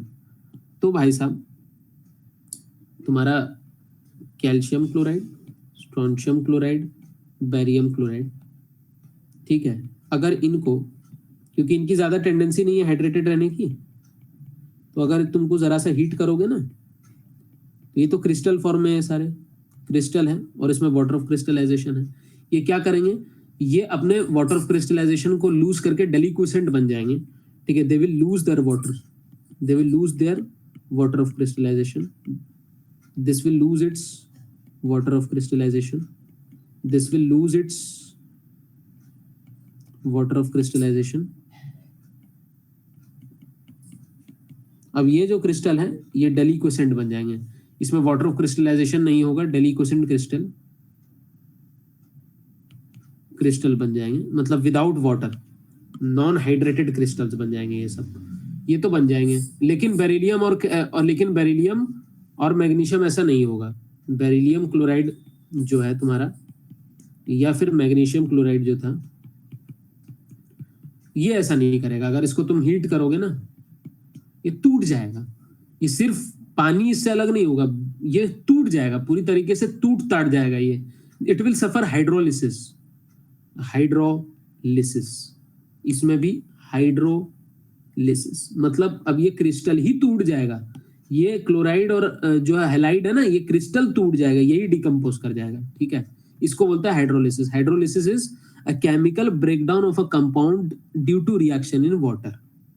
तो यही टूट जाएगा ये इसका जो वो है ना, हाइड्रोलिसिस का मतलब है कि BeCl2 जो है ना, वही टूट जाएगा। ये टूट जाएगा तुम्हारा Be प्लस Cl2 में प्लस 8H2O में, यही टूट जाएगा। ये क्रिस्टल ही खत्म हो जाएगा, अब ये पाउडरी फॉर्म का बन जाएगा, ठीक है। The complete break down of these halides, this will also break down, यही टूट जाएगा, यही टूट जाएगा। इस break down of this compound in presence of water when heated, ठीक है, this is known as hydrolysis. So they will suffer hydrolysis because they have no tendency of staying without hydrated, मतलब उनकी सबसे हाई टेंडेंसी है to get hydrated. वो hydrated form में ही stable रहते हैं। तुम उनमें से पानी निकाल दोगे तो वो खुद भी डिसइंटीग्रेट कर जाएंगे। वो बिना पानी के सस्टेन, जैसे हम लोग बिना पानी के जी नहीं सकते, वो बिना पानी के उनका अस्तित्व नहीं है। बेरिलियम और मैग्नीशियम हैलाइड्स का, फ्लोराइड्स, क्लोराइड्स, ब्रोमाइड्स और आयोडाइड्स का अस्तित्व नहीं है। वो क्या करेंगे, वो इमीडिएटली ब्रेक डाउन कर जाएंगे into beryllium and chlorine, fluorine, bromine, iodine सब रिलीज करके खत्म हो जाएंगे, ठीक है। ऐसा कुछ है, ठीक है। तो ये तुम्हारा क्वेश्चन नंबर 6 हो गया, हाइड्रोलिसिस वाला। ये क्वेश्चन नंबर 6 हो गया। The fluorides are relatively less soluble than the chlorides owing to their high lattice energies. अरे वाह, ये भी है कि नहीं? ये क्वेश्चन नंबर 7 है। तो स्टेबिलिटी अमॉन्ग हैलाइड्स, तो तुम्हारे कौन सा ज्यादा, फ्लोराइड्स सोल्यूबल है कि क्लोराइड्स ज्यादा सोल्यूबल है? ठीक है, सोल्यूबल वाटर में, अभी मैं वाटर की बात कर रहा हूं यार, I am talking about water, ठीक है। So which is more soluble, which is more soluble, ठीक है। The chlorides are more soluble. Chlorides are more soluble than the fluorides. ठीक है, let us see how and why. Let us see how and why. ठीक है, अगर मैं compare करूं, ठीक है, बेरिलियम फ्लोराइड, फिर मैग्नीशियम फ्लोराइड, फिर तुम्हारा कैल्शियम फ्लोराइड, स्ट्रोंशियम फ्लोराइड और बेरियम, ठीक है, इसको कंपेयर करूं वर्सेस क्लोराइड्स को कंपेयर करते हैं अपन, है ना, वर्सेस क्लोराइड्स को कंपेयर करते हैं, ठीक है, वर्सेस क्लोराइड्स को हम लोग कंपेयर करते हैं।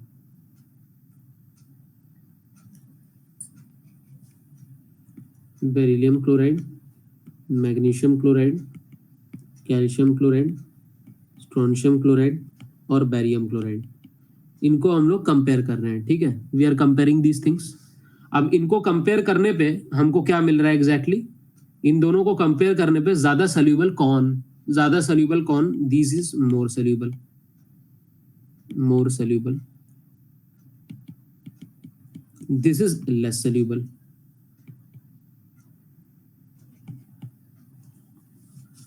क्यों? अब सवाल आ रहा है क्यों। चलो जरा कंसिडर करते हैं।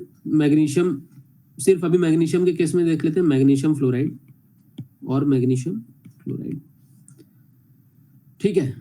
मैग्नीशियम फ्लोराइड ऐसा है, ठीक है ना। मैग्नीशियम क्लोराइड कुछ इस टाइप का है, ठीक है। ठीक है, ज्यादा अच्छा लैटिस कौन बनाएगा? ये बनाएगा। ज्यादा अच्छा लैटिस कौन बनाएगा? ये बनाएगा। ज्यादा बुरा लैटिस कौन बनाएगा? ये बनाएगा। क्यों? क्योंकि इनके साइज ही सिमिलर नहीं है, तो काय का लैटिस बनेगा? लैटिस अच्छा बनेगा, ये ज्यादा ऑर्गेनाइज स्ट्रक्चर बनेगा। किसका ज्यादा ऑर्गेनाइज रहेगा?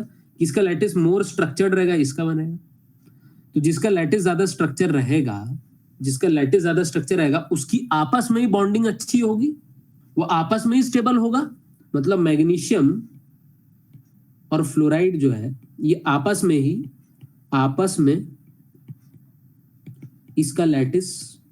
इसका लैटिस स्टेबल है कि नहीं? आपस में इसका लैटिस स्टेबल है। तो भाई साहब, जब इसका आपस में लैटिस स्टेबल है, तो पानी से क्यों मिलेगा? ये पानी से घुलेगा ही क्यों? पानी से घुलेगा का मतलब क्या है? वो जो इसका जो लैटिस है, जो हम देख रहे हैं मैग्नीशियम फ्लोराइड का, इसमें ये घुस जाएगा पानी में, तो मतलब वाटर मॉलिक्यूल्स को आने देगा बीच में। क्यों आने देगा? जब ये इतना स्टेबल है, इसकी लैटिस एंथैल्पी इतनी अच्छी है, तो क्यों आने देगा? नहीं आने देगा। बोले कि मैं मिलूंगा ही नहीं पानी में, मैं घुलने का ही नहीं, मैं तो प्रेसिपिटेट बन जाऊंगा, लेकिन मैं पानी में नहीं सोल्यूबल होऊंगा। ठीक है, क्योंकि आपस में ही इनकी लैटिस एंथैल्पी इतनी स्ट्रांग है, आपस में इनका स्ट्रक्चर इतना अच्छा है कि नहीं होने देगा। अब ये देखो, इसको जरा मैग्नीशियम और क्लोरीन को देखते हैं हम लोग। पानी आ जाए कि नहीं इसमें? अब पानी के लिए सफिशिएंट स्पेस है, पानी घुस जाएगा इसमें हर तरफ से। तो ज्यादा अच्छा सोल्यूबल कौन है? मैग्नीशियम क्लोराइड है। ज्यादा सोल्यूबल कौन है? मैग्नीशियम क्लोराइड है कि नहीं? So this is more soluble, yes और नॉट? तो इसकी लैटिस एंथैल्पी किसकी अच्छी है? Lattice enthalpy due to similarity of size of magnesium fluoride ज्यादा अच्छी है ना, मैग्नीशियम क्लोराइड के कंपैरिजन में। और जिसकी लैटिस एंथैल्पी मतलब आपस की खुद की स्ट्रक्चर ज्यादा स्टेबल है, वो पानी में क्यों मिलेगा? वो पानी को अलाउ ही क्यों करेगा अपने लैटिस में घुसने के लिए? ठीक है, वो थोड़ी ना अलाउ करेगा। वो बोला भाई मैं स्टेबल हूं, मैं क्यों अलाउ करूं किसी को मेरे इंटरस्टेसेस में घुसने के लिए, मेरे गैप्स में घुसने के लिए? नहीं अलाउ करेगा ना वो। ठीक है, इसीलिए सोल्यूबिलिटी ऑफ मैग्नीशियम फ्लोराइड कम होगा कंपेयर टू मैग्नीशियम क्लोराइड। आराम से पानी में घुल जाएगा, मतलब पानी को घुसने देगा अपने लैटिस में। ठीक है, ये बात समझ में आ गई थोड़ी बहुत? ठीक है, इसी तरीके से इन्होंने यही चीज लिखी है भाई। ठीक है, कि ज्यादा सोल्यूबल क्लोराइड्स होते हैं, लेस सोल्यूबल फ्लोराइड्स होते हैं, यही चीज है इसमें, है ना। तो ये क्वेश्चन नंबर 7 है तुम लोगों का।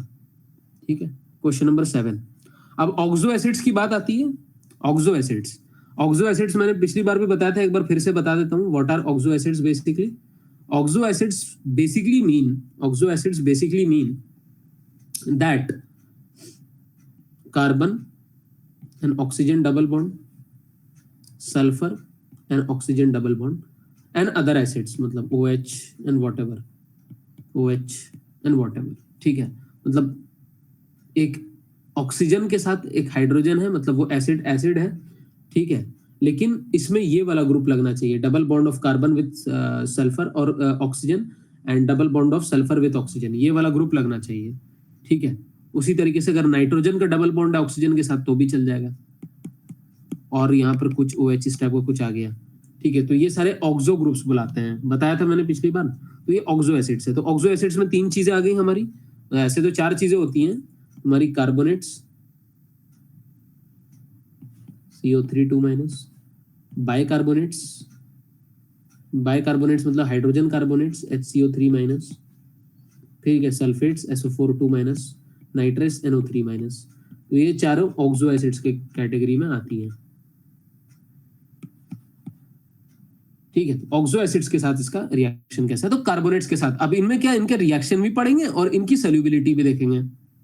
हमने सोल्यूबिलिटी क्या हाइड्रोक्साइड्स की क्या देखी है? सोल्यूबिलिटी हाइड्रोक्साइड्स में क्या लिखा था हमें? The solubility of barium hydroxide is maximum and solubility of beryllium hydroxide और मैग्नीशियम हाइड्रोक्साइड इज मिनिमम। हमने यही देखा था।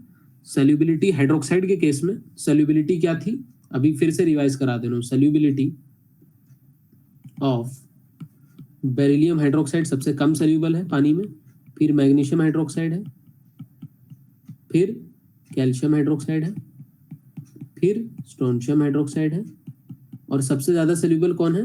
Barium hydroxide, most soluble. अब तुम पाओगे यही केस रिवर्स हो जाता है ऑक्सो एसिड्स में। ये उल्टा एकदम सीधे उल्टा हो जाता है। सबसे ज्यादा सोल्यूबल जो है पानी में वो तुम्हारा क्या आ जाएगा? बेरिलियम के कार्बोनेट्स, बेरिलियम के सल्फाइड्स, बेरिलियम के हाइड्रोजन कार्बोनेट्स, बेरिलियम के नाइट्रेट्स, ठीक है। और लीस्ट सोल्यूबल हो जाएगा तुम्हारा बेरियम वाला। अब ये क्यों होगा उसके पीछे अभी रीजन पता चल जाएगा, अभी धीरे धीरे करके उसको थोड़ा देखते जाओ। तो सल्फेट्स पर, कार्बोनेट्स पर आते हैं। Carbonates of alkaline earth metals are insoluble in water. Carbonates of alkaline earth metals क्या है? They are insoluble in water, ठीक है।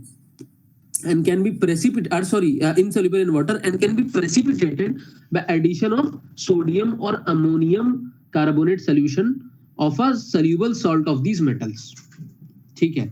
मतलब कि इनके जो कार्बोनेट्स है, अमोनियम कार्बोनेट को, ठीक है, अमोनियम कार्बोनेट को या फिर सोडियम कार्बोनेट को, अमोनियम और सोडियम कार्बोनेट को तुम किसी भी इनके सॉल्ट के साथ ऐड करोगे, ठीक है। जैसे कि तुमने क्या किया, मैग्नीशियम क्लोराइड को अमोनियम कार्बोनेट के साथ रिएक्ट कर दिया, तो ये क्या MgCO3 बनाएगा और ये प्रेसिपिटेट कर जाएगा, क्योंकि ये इनसोल्यूबल है वाटर में, ठीक है ना।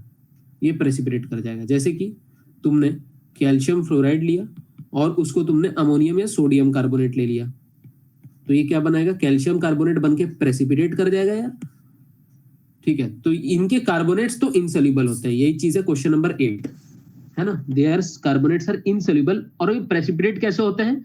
अमोनियम कार्बोनेट या सोडियम कार्बोनेट को इनके सॉल्ट के साथ, इनके हैलाइड्स के साथ रिएक्ट करा दो, आराम से इनका कार्बोनेट बन के प्रेसिपिटेट आउट हो जाएगा, ठीक है। The solubility of carbonates in water, ठीक है, decreases as the atomic number of the metal ion increases. अब ये समझ में आ गया कि नहीं? इसमें क्या था? हाइड्रोक्साइड्स की सोल्यूबिलिटी बढ़ रही थी जैसे साइज बढ़ रहा था। अब इसमें क्या है? कार्बोनेट्स की सोल्यूबिलिटी इन वाटर ऑफ किसकी carbonate? Beryllium carbonate is greater than that of magnesium carbonate, sorry MgCO3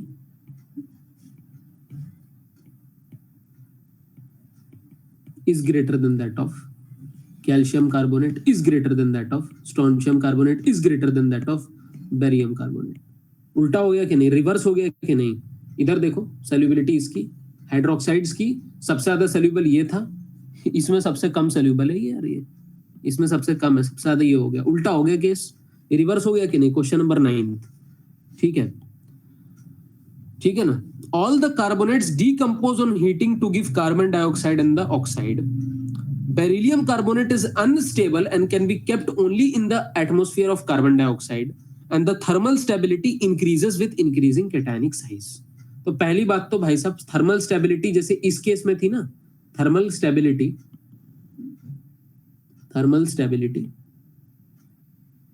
of hydroxide जरा देखते हैं। ऑफ पहला हाइड्रोक्साइड्स के केस में थर्मल स्टेबिलिटी मतलब हाई टेम्परेचर स्टेबिलिटी किसकी ज्यादा होती थी? सबसे कम होती थी बेरिलियम हाइड्रोक्साइड की, फिर मैग्नीशियम हाइड्रोक्साइड की, फिर कैल्शियम हाइड्रोक्साइड की, फिर स्ट्रोंशियम हाइड्रोक्साइड की, फिर बेरियम हाइड्रोक्साइड की होती थी। सिमिलर लाइन में इसकी भी होती है, तुम्हारी क्या नाम है अभी जो हम लोग पढ़ रहे थे, कार्बोनेट्स की भी होती है। तो हाइड्रोक्साइड तो कार्बोनेट्स की भी जो थर्मल स्टेबिलिटी है, थर्मल स्टेबिलिटी की बात कर रहे हैं हम लोग, ठीक है। We are talking about basically thermal stability of, पहली बात हाइड्रोक्साइड्स में, दूसरा कार्बोनेट्स में। तो थर्मल स्टेबिलिटी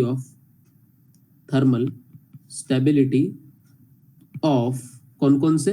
तुम्हारा beryllium carbonate, it is less then magnesium carbonate, it is less than calcium carbonate, it is less than strontium carbonate, it is less than barium carbonate। Solubility reverse हो जा रहा है। Hydroxides में सबसे ज्यादा soluble ये था और सबसे ज्यादा सॉल्युबल तुम्हारा कार्बोनेट्स में ये वाला था, लेकिन इसमें थर्मल स्टेबिलिटी में दोनों में सेम है। थर्मल स्टेबिलिटी दोनों में सबसे ज्यादा स्टेबल यही है, बेरियम वाला, ठीक है कि नहीं। उसके बाद ये क्या बोल रहा है कि सारे के सारे जितने भी कार्बोनेट्स है they easily decompose upon heating.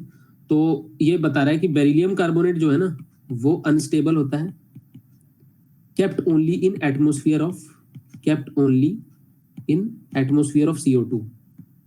Atmosphere of CO2 में ही ये रख सकते हैं, क्योंकि नहीं तो इजीली डिसइंटीग्रेट कर जाएगा, ये इजीली बेरिलियम ऑक्साइड और कार्बन डाइऑक्साइड में डिसइंटीग्रेट कर जाएगा।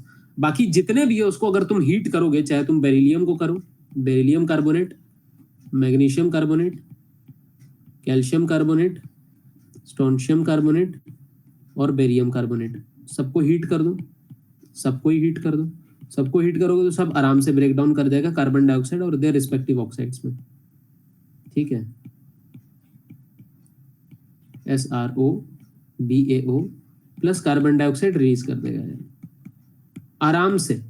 जरा तुमने थोड़ा सा गरम इसमें टेम्परेचर में, हाई टेम्परेचर में हीट कर दिया तो आराम से ये वाला रिएक्शन सब में हो जाएगा। और ये तो लीस्ट स्टेबल है, बताया ना, ये अनस्टेबल है, ये तो ऑक्सीजन ऑफ कार्बन डाइऑक्साइड में। तो जैसे मैंने क्वेश्चन मार्क कर रखा है इसमें, क्वेश्चन नंबर 8, 9, 10, 11, वैसे ही मार्क कर लो इसको, देख करके मार्क करो ऐसे ही कार्बोनेट्स को।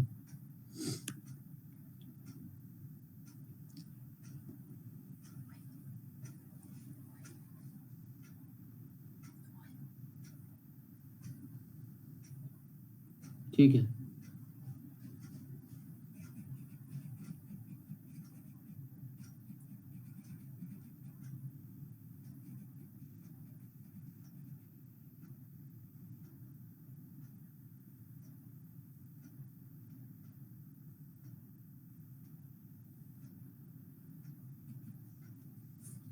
चलो अब आगे चलते हैं, सल्फेट्स पे चलते हैं। सल्फेट्स हो गया है, सल्फेट्स पे आ रहे हैं अपन। ठीक है, the sulphates of alkaline earth metals are all white solids and stable to heat. Sulphates of alkaline earth metals are white solids and stable to heat. ठीक है, वो मतलब इनकी थर्मल स्टेबिलिटी अच्छी खासी होती है। बेरिलियम सल्फेट और magnesium sulphates are readily soluble in water. The solubility decreases from calcium sulphate to barium sulphate. The greater the hydration enthalpies of इतना ओवरकम द, अब ये देखो बहुत इंपॉर्टेंट है। ठीक है, अभी सल्फेट्स की बात आ रही है। ठीक है, सल्फेट्स की बेसिकली सल्यूबिलिटी की बात आ रही है। तो बेरिलियम सल्फेट, मैग्नीशियम सल्फेट, ठीक है, ये दोनों बहुत सल्यूबल है, सल्यूबल इन वाटर। और इन जनरल सल्यूबिलिटी ऑफ सल्फेट्स में सबसे अच्छा सल्यूबल कौन है? बेरिलियम सल्फेट सबसे ज्यादा सल्यूबल है, फिर मैग्नीशियम सल्फेट सबसे ज्यादा सल्यूबल है, फिर कैल्शियम सल्फेट है, फिर स्ट्रोंशियम सल्फेट है, फिर बेरियम सल्फेट है। Least soluble, least soluble, least soluble, ये है क्वेश्चन नंबर 12 तुम्हारा। अब ये क्यों है उसका थोड़ा सा रीजन बता दिया। हाउएवर ये लास्ट में अभी ये जो तुम्हारा ये जो है ना 10.4 प्रॉब्लम, इसमें एग्जैक्ट मतलब रीजन इसमें बताया गया है, तो मैं बता देता हूं क्या है। The greater hydration enthalpy of Be+2 and Mg+2 overcome the lattice enthalpy factor and therefore their sulfates are soluble in water. Therefore their sulfates are soluble in water. ठीक है, तो अब इसमें सब में आते हैं।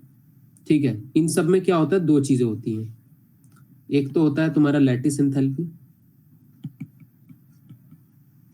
लैटिस एंथैल्पी, ठीक है। दूसरा क्या होता है, हाइड्रेशन एंथैल्पी, हाइड्रेशन एंथैल्पी, ठीक है। तो जितना तेजी से, ठीक है, जितना तेजी से तुम्हारा लैटिस एंथैल्पी डिक्रीज नहीं करता है, क्योंकि जैसे जैसे मैंने बताया था ना, लैटिस एंथैल्पी भी साइज डिपेंडेंट होता है। तो जैसे जैसे इसकी साइज बढ़ रही है वैसे वैसे लैटिस एंथैल्पी भी डिक्रीज कर रही है, जैसे जैसे साइज बढ़ रही है वैसे वैसे हाइड्रेशन एंथैल्पी भी डिक्रीज कर रही है। लेकिन जितनी डिक्रीज इन लैटिस एंथैल्पी है, ठीक है, अच्छा, और लैटिस एंथैल्पी ये पॉजिटिव है ये नेगेटिव है, इस टाइप से अपन समझ सकते हैं। ठीक है, तो दोनों का सम है जो सॉल्युबिलिटी प्रोडक्ट को डिटरमाइन करवाता है, जो सॉल्युबिलिटी को डिटरमाइन कराता है। तो सल्फेट्स के केस में क्या होता है ना, हाइड्रेशन एंथैल्पी में जो डिक्रीज आ रहा है फ्रॉम बेरिलियम टू बेरियम इतना ह्यूज है, इतना ह्यूज है कि it more than overcompensates for decrease in lattice enthalpy from here to here. It more than overcompensates for decrease in lattice enthalpy from here to here. ठीक है, so hydration enthalpy का जो decrease है, this is the major reason the decrease in hydration enthalpy, hydration enthalpy मतलब the tendency to get hydrated, the tendency to remain in water, the tendency to get hydrated in water. तो भाई ज्यादा tendency किसकी है? Beryllium की है सबसे ज्यादा, सबसे कम किसकी है? इसकी है। तो जो ज्यादा पानी को पसंद करता है वही तो सल्यूबल होगा ना, वो ज्यादा सल्यूबल होगा, that's it, reason, you got the reason. ठीक, nitrates, the second last topic nitrates.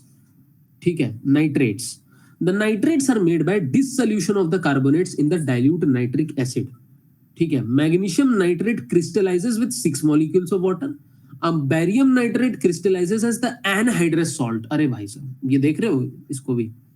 This again shows a decreasing tendency to form hydrates with increasing size and decreasing hydration enthalpy. ठीक है, ये question 13, question 14, question 15 सबको समझा देता हूं एक एक करके। ठीक है, तो प्रिपरेशन ऑफ नाइट्रेट्स, पहला तो क्वेश्चन नंबर 13 है, preparation of nitrates of alkaline earth metals,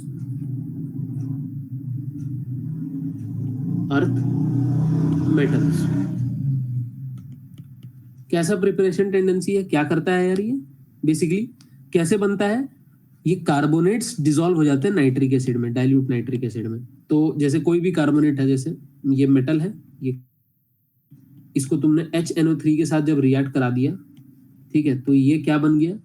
dilute nitric acid में अगर रिएक्ट करा दोगे तो ये तुम्हारा नाइट्रेट बना देगा और H2CO3 को बाहर कर देगा, या फिर H2O + CO2 को बाहर कर देगा। ठीक है, कुछ अब बन गया nitrates, nitrates are formation of nitrates, this is how nitrates are form. दूसरी बात देखो, बेरिलियम नाइट्रेट और अब देखो हाइड्रेशन एंथैल्पी, हाइड्रेशन एंथैल्पी पर आ रहे हैं, हाइड्रेशन एंथैल्पी पर आ रहे हैं अपन। ठीक है, हाइड्रेशन एंथैल्पी, तो हाइड्रेशन एंथैल्पी सबसे अच्छी किसकी है? हाइड्रेशन एंथैल्पी अगेन बेरिलियम की सबसे अच्छी होती है, Be2+ की साइज सबसे कम है। ठीक है, साइज सबसे कम जिसकी उसकी सबसे अच्छी होगी, तो Be+2 की सबसे अच्छी होगी, फिर मैग्नीशियम की होगी, फिर तुम्हारा कैल्शियम की होगी, फिर तुम्हारा स्ट्रोंशियम की होगी, फिर तुम्हारा बेरियम की होगी, है कि नहीं? यही बात है, इन्हीं की सबसे अच्छी हाइड्रेशन एंथैल्पी होती है। अब ये हाइड्रेशन एंथैल्पी हो गया। अब हाइड्रेशन एंथैल्पी देखने के बाद अब ज्यादा टेंडेंसी टू गेट हाइड्रेटेड कौन है? बेरिलियम है। तो नेचुरली ज्यादा सोल्यूबल भी यही रहेगा और ज्यादा वाटर ऑफ क्रिस्टलाइजेशन भी इसी के रहेंगे। फॉर एग्जांपल इसके water of crystallization MgNO3.6H2O form में ये एग्जिस्ट करता है नेचर में। और ये बेरियम ये तो वाटर ऑफ क्रिस्टलाइजेशन बनाता ही नहीं है, पानी के साथ सोल्यूबल भी बहुत कम होता है और हाइड्रेट तो होता ही नहीं है। ये इसकी हाइड्रेशन एंथैल्पी बहुत कम है, लीस्ट है, तो ये हाइड्रेटेड फॉर्म में रहना पसंद ही नहीं करता है, ये तो एनहाइड्रस क्रिस्टल बनाता है। ये एनहाइड्रस क्रिस्टल है, एनहाइड्रस मतलब नो वाटर ऑफ क्रिस्टलाइजेशन, पानी के साथ क्रिस्टल बना ही नहीं रहा है, या हाइड्रेट हो ही नहीं रहा, ये 6 मॉलिक्यूल्स के साथ वाटर ऑफ क्रिस्टलाइजेशन बना के इस फॉर्म में एग्जिस्ट करता है, MgNO3 मैग्नीशियम नाइट्रेट .6H2O। ये एनहाइड्रस है, इसके साथ कोई पानी है ही नहीं, एनहाइड्रस फॉर्म में एग्जिस्ट करता है यार ये। ठीक, चलो आगे चलें। उसके बाद ये बात समझ में आ गई, और ये क्यों हो रहा है? हाइड्रेशन एंथैल्पी की वजह से। हाइड्रेशन एंथैल्पी सबसे ज्यादा स्टेबल कौन है? ये है, क्योंकि इसकी सबसे छोटी साइज है, सबसे स्मॉल साइज है, तो हाइड्रेशन एंथैल्पी सबसे अच्छी है, टेंडेंसी टू गेट हाइड्रेटेड सबसे अच्छा है, तो आराम से ये सारे हाइड्रेटेड फॉर्म में रहते हैं। और इसकी मिनिमम टेंडेंसी है, लीस्ट नेगेटिव हाइड्रेशन एंथैल्पी है, तो ये हाइड्रेटेड होता ही नहीं है, एनहाइड्रस सॉल्ट के फॉर्म में एग्जिस्ट करता है ये। ठीक, right. All of them decompose on heating to give the oxide like the lithium nitrate. ये भी ऑक्साइड बना रहा है कि नहीं? तो इन जनरल जैसे कि मैग्नीशियम नाइट्रेट था, अगर तुमने इसको हीट कर दिया तो क्या बन जाएगा? मैग्नीशियम ऑक्साइड बना देगा, NO2 को रिलीज कर देगा और O2 को रिलीज कर देगा यार। इन जनरल तुम ऐसे ही लिख लो, M stands for metal of second group, NO3 whole twice, when it reacts with the when it is heated it decomposes into MO oxide, metal oxide plus nitrogen dioxide को release कर देगा और oxygen को release कर देगा यार। ठीक है, ये क्वेश्चन नंबर 15 हो गया तुम्हारा, ये क्वेश्चन खत्म, ठीक है। 13, 14, 15 क्वेश्चन खत्म।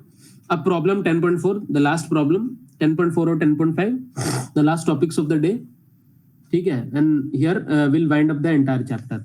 सॉल्युबिलिटी के बारे में पूछ रहा है फिर से। सॉल्युबिलिटी ऊपर में चलते हैं अपन, फिर ऊपर चल रहे थे। सॉल्युबिलिटी तुम देख रहे हो बार बार ऑक्साइड्स और सल्फेट्स और इन सब की सॉल्युबिलिटी अपन ने देखा था कि नहीं। इसकी सॉल्युबिलिटी ऑफ हाइड्रोक्साइड्स के केस में मोस्ट सॉल्युबल कौन था? बेरियम था। मतलब जब आप ऊपर से नीचे जा रहे हो तो हाइड्रोक्साइड में ज्यादा सॉल्युबिलिटी बढ़ रही है, लेकिन वही सल्फेट और कार्बोनेट और नाइट्रेट में घट रही है। सबसे ज्यादा सॉल्युबल कौन है? बेरिलियम वाला है, कार्बोनेट और सल्फेट। सबसे लेस कौन है? ये वाला है, बेरियम है। लेकिन हाइड्रोक्साइड में सबसे ज्यादा कौन सा है? बेरियम है। और सबसे कौन है? बेरिलियम, सबसे कम, ठीक है। यही रीजन वो पूछ रहा है, क्यों? What is the reason why this is happening? Why the hell is this happening? Why does the, अब पहली बात है ये हाइड्रोक्साइड का केस में, अब ये कार्बोनेट्स और सल्फेट्स का केस है, क्वेश्चन है, ठीक है। तो let's see the answer. How does the solubility of alkaline earth metal hydroxides increase down the group? क्यों इंक्रीज कर रहा है ये, ठीक है। Among the alkaline earth metal hydroxides के केस में the anion being common, the cationic radius will influence the lattice enthalpy, ठीक है। ये क्या बोल रहा है उसके बारे में, मतलब कि, हाँ एक सेकंड रुकना।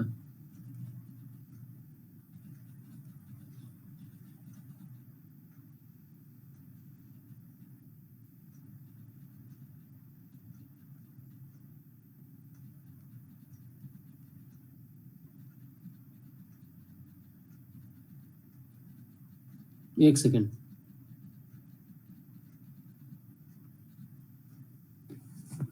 ठीक है। अब ये हो क्यों रहा है तो जरा देखते हैं।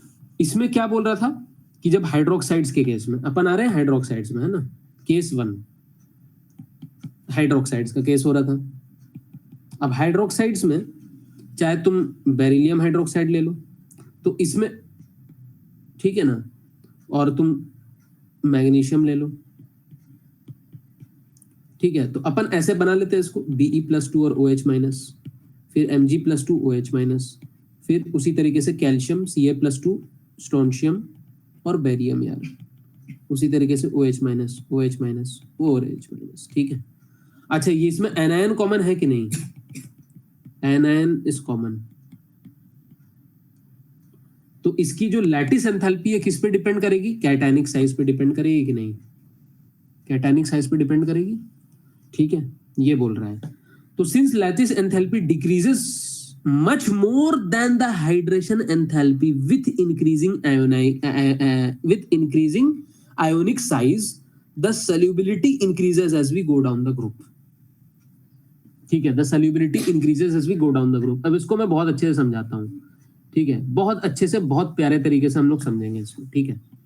अब इस केस में क्या है, साइज देखते जाओ। as we go down the group size decreases as we go down the group from top to bottom size decrease कर रहा है। किसका? कैटायनिक साइज, ठीक है।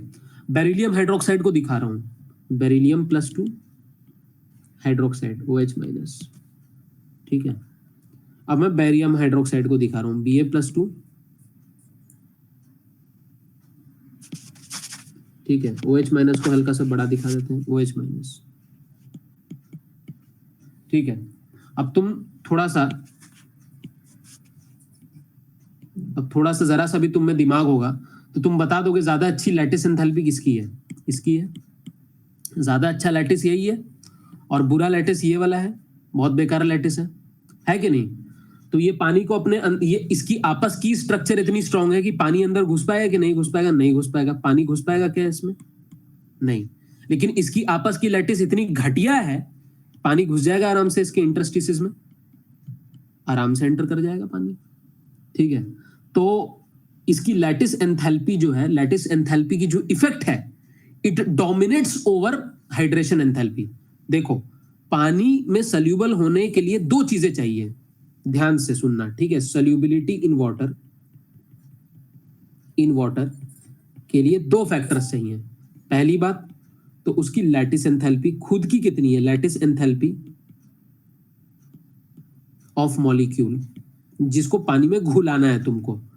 दूसरी चीज इसकी हाइड्रेशन एंथैल्पी कितनी है, tendency to remain hydrated to attract the water molecules.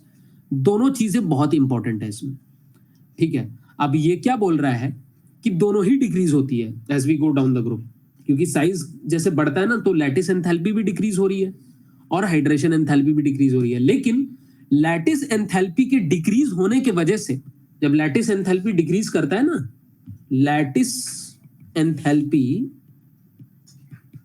जब डिक्रीज करता है ना तो सॉल्युबिलिटी बढ़ जाती है। तुम देख रहे हो कैसे लैटिस एंथैल्पी डिक्रीज हो गया, सॉल्युबिलिटी बढ़ गई, आराम से इसके इंटरस्टिसेस में घुस गया। इसमें लैटिस एंथैल्पी ज्यादा है, ज्यादा अच्छा स्ट्रक्चर है, आपस में अच्छी स्ट्रक्चर फॉर्म कर रहा है, पानी को आने ही नहीं देगा, ये आपस में इतना स्टेबल है, पानी को घुसने ही नहीं देगा ये, ठीक है। तो lattice enthalpy decreases, solubility increases. Again hydration enthalpy decreases, tendency to get attracted to water, tendency to be hydrated decreases, solubility decreases. तो hydration enthalpy decreases, solubility decreases, ठीक है।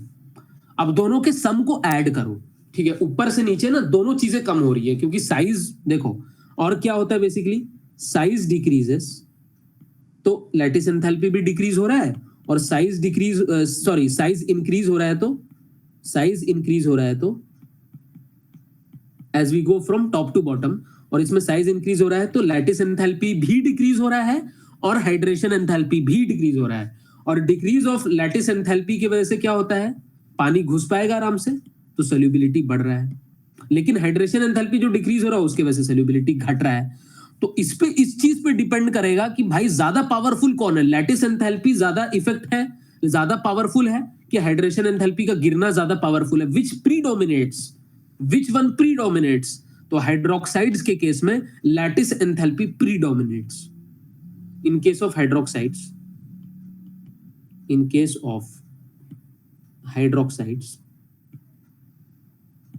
Lattice enthalpy effect predominates over hydration enthalpy effects hydroxides में, ठीक है, ऐसा बोल रहा है ये। तो increase of solubility due to decrease of lattice enthalpy predominates over decrease of solubility due to decrease of hydration enthalpy।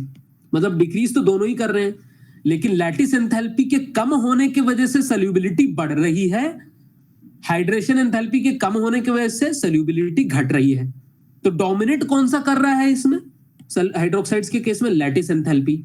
तो सॉल्युबिलिटी बढ़ा रहा है, लैटिस एंथैल्पी ज्यादा बढ़ा रहा है कंपेयर टू जितना हाइड्रेशन एंथैल्पी घटा रहा है।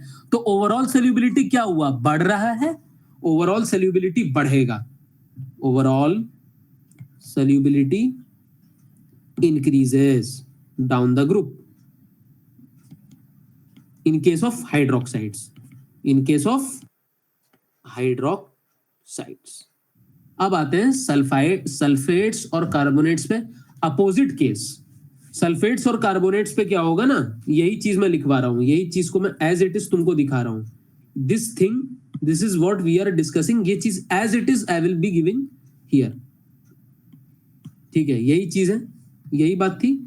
अब ये अपन सल्फेट्स और कार्बोनेट्स में देख रहे हैं, सल्फेट्स एंड कार्बोनेट्स, सल्फेट्स और कार्बोनेट्स के केस में देख रहे हैं अपन, ठीक है।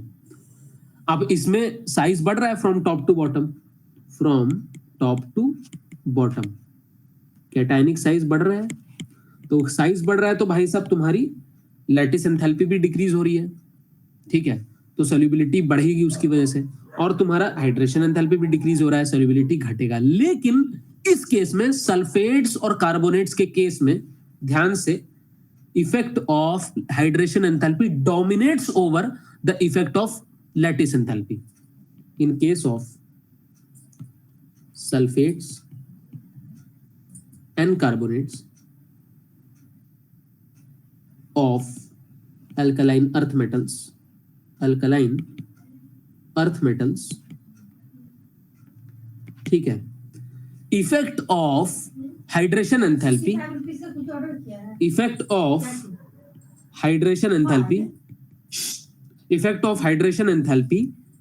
dominates over effect of lattice enthalpy. इसमें उल्टा होता है. हाइड्रोक्साइड्स में कौन डोमिनेट कर रहा था? Lattice enthalpy. तो जब लैटिस एंथैल्पी डिक्रीज कर रहा था तो सॉल्युबिलिटी बढ़ा रहा था और वो हाइड्रेशन एंथैल्पी को ओवरकम कर दे रहा था जो सॉल्युबिलिटी घटा रहा था. तो ओवरऑल सॉल्युबिलिटी बढ़ रही थी. ठीक है. लेकिन सल्फेट्स और कार्बोनेट्स के केस में क्या होता है? उसके केस में क्या होता है? हाइड्रेशन एंथैल्पी ज्यादा डोमिनेट हो जाता है. तो हाइड्रेशन एंथैल्पी जो ज्यादा गिरने लग जाता है कंपेयर टू लैटिस. तो लैटिस कम गिरता है और हाइड्रेशन ज्यादा गिरता है तो सॉल्युबिलिटी घट जाती है. देयरफॉर जो डोमिनेटिंग फैक्टर कौन है? ये है. और कम डोमिनेटिंग कौन है? ये है. तो इसको इग्नोर करेंगे, इसी को फॉलो करेंगे. ये डोमिनेट कर रहा है तो टॉप टू बॉटम लैटिस ये गिर रहा है तो सॉल्युबिलिटी गिर रहा है. That's it. Therefore top to bottom sulphates और कार्बोनेट्स में सॉल्युबिलिटी डिक्रीज करेगी यार. सॉल्युबिलिटी डिक्रीज कर जाएगी यार. राइट. सॉल्युबिलिटी डिक्रीज कर जाएगी. उसी को पढ़ लेते हैं अपन. Why does the solubility of alkaline earth metal carbonates and sulfides decrease from top to bottom? The size of anions being much larger compared to cations. देखा. So the lattice enthalpy will remain constant almost within a particular group. अब भाई अब ये बहुत बहुत बहुत शानदार चीज उसने बता दी कि इफेक्ट ऑफ ये वाला डोमिनेट क्यों करेगा. Basically why will it dominate. ठीक है. ये डोमिनेट क्यों कर रहा है? डोमिनेट इसीलिए कर रहा है क्योंकि ये रीजन अब तुम ध्यान से देखना. ठीक है. मैं बना रहा हूं यहाँ पे बेरिलियम 2+, मैं बना रहा हूं यहाँ पे तुम्हारा मैग्नीशियम 2+, कैल्शियम 2+, बेरियम 2+, और स्ट्रोंशियम तो भूल गए. स्ट्रोंशियम 2+ और बेरियम 2+. ठीक है. इनके कैटायन जरा मैं बना देता हूं. ठीक है. थोड़ा सा नीचे बना लेते हैं इसको.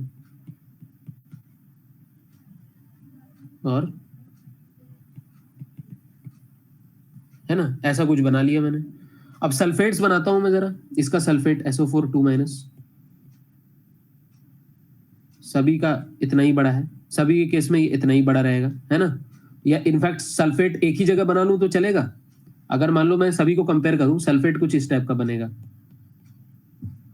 ठीक है. अब तुम ये बताओ मुझे कि ये इससे जुड़े या फिर ये इससे जुड़े या फिर ये इससे जुड़े या फिर ये इससे जुड़े या फिर ये इससे जुड़े.